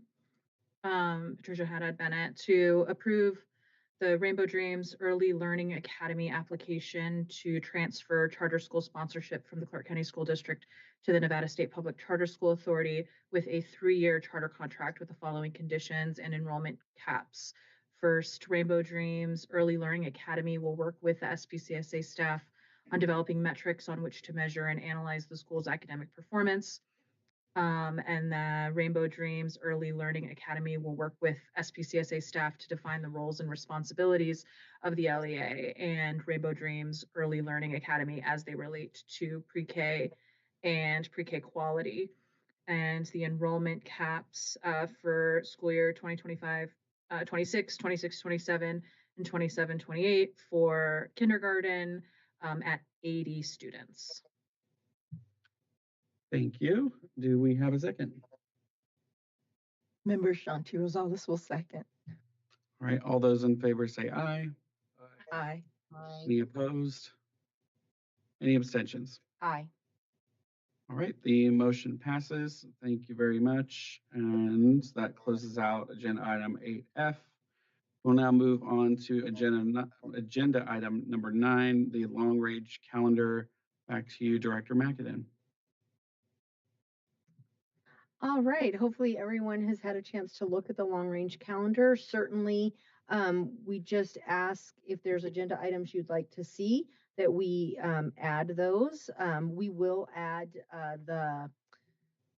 the Clark County Schools presentations to this for the next few months. Additionally, next month, the new schools that are supposed to open in the fall, they will also start coming to give you updates on how that process is going. So we'll get that added to the long range calendar. And then we just ask too, if you know that you have planned absences, if you let us know in advance, we can make sure we're all prepped out and have a quorum. And with that, I'll take any questions or comments. Thank you, Director. Sutton, if I may, simply around logistics as to whether or not we have board members assigned and or volunteered to cover our governance standards in the upcoming meetings. We do not. So what I would like to do is let me circle back and see who kind of went first. And then I'll add those for the next few months, kind of just following that same order that we used and fit the new board members in. And whoever we're going to do next month, I'll let them know well in advance so that they have time. And then we'll get those added as well. And if I may, just another, as I reviewed the calendar, I believe we had consideration previously for updates around the leadership of the portrait work within our charter schools. We did, and I think we wanted to do that later in the spring once they had done it. So I will add that as well. What is it called again? Portrait of a leader. Thank you.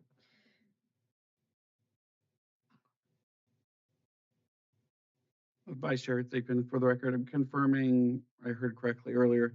We don't have a board meeting in February though, right? Okay, I wasn't sure if we were gonna get one added, just considering the schools we're gonna bring back to give us updates on things. No, we're gonna bring them back in groups of 2, so we'll get through them all. Starting March, okay. Yeah, starting March 7th, yep. Hey, any other questions, additions, anything regarding the long-range calendar? And just note that if you do plan on if you know you're not going to be able to attend a board meeting, let us know as soon as you can, and we can add this to the calendar so that we know if we may be lacking a quorum or something else may affect the meeting. Okay, if there are no other questions, we will close out agenda item number 9 and move on to our final agenda item, public comments. Do we have any public comment online? We do not. Any additional public comment in the boardroom? Not seeing any. Okay, we will, go ahead. Just prior to Chair Holmes-Hatton, prior to adjournment, I wanted to again appreciate you all. Certainly appreciate your flexibility as always. So thank you for engaging in leadership that was not planned for you this meeting in terms of facilitation. Again, an incredible appreciation and gratitude for Executive Director McAdoo and for staff and their leadership and commitment in this work. Thank you to each of my board colleagues again. Thank you. Thank you, Chair Holmes-Hatton. I'm always ready to go. All right, we will move on to agenda item 11. That is adjournment. Thank you all and have a great weekend. See you in March.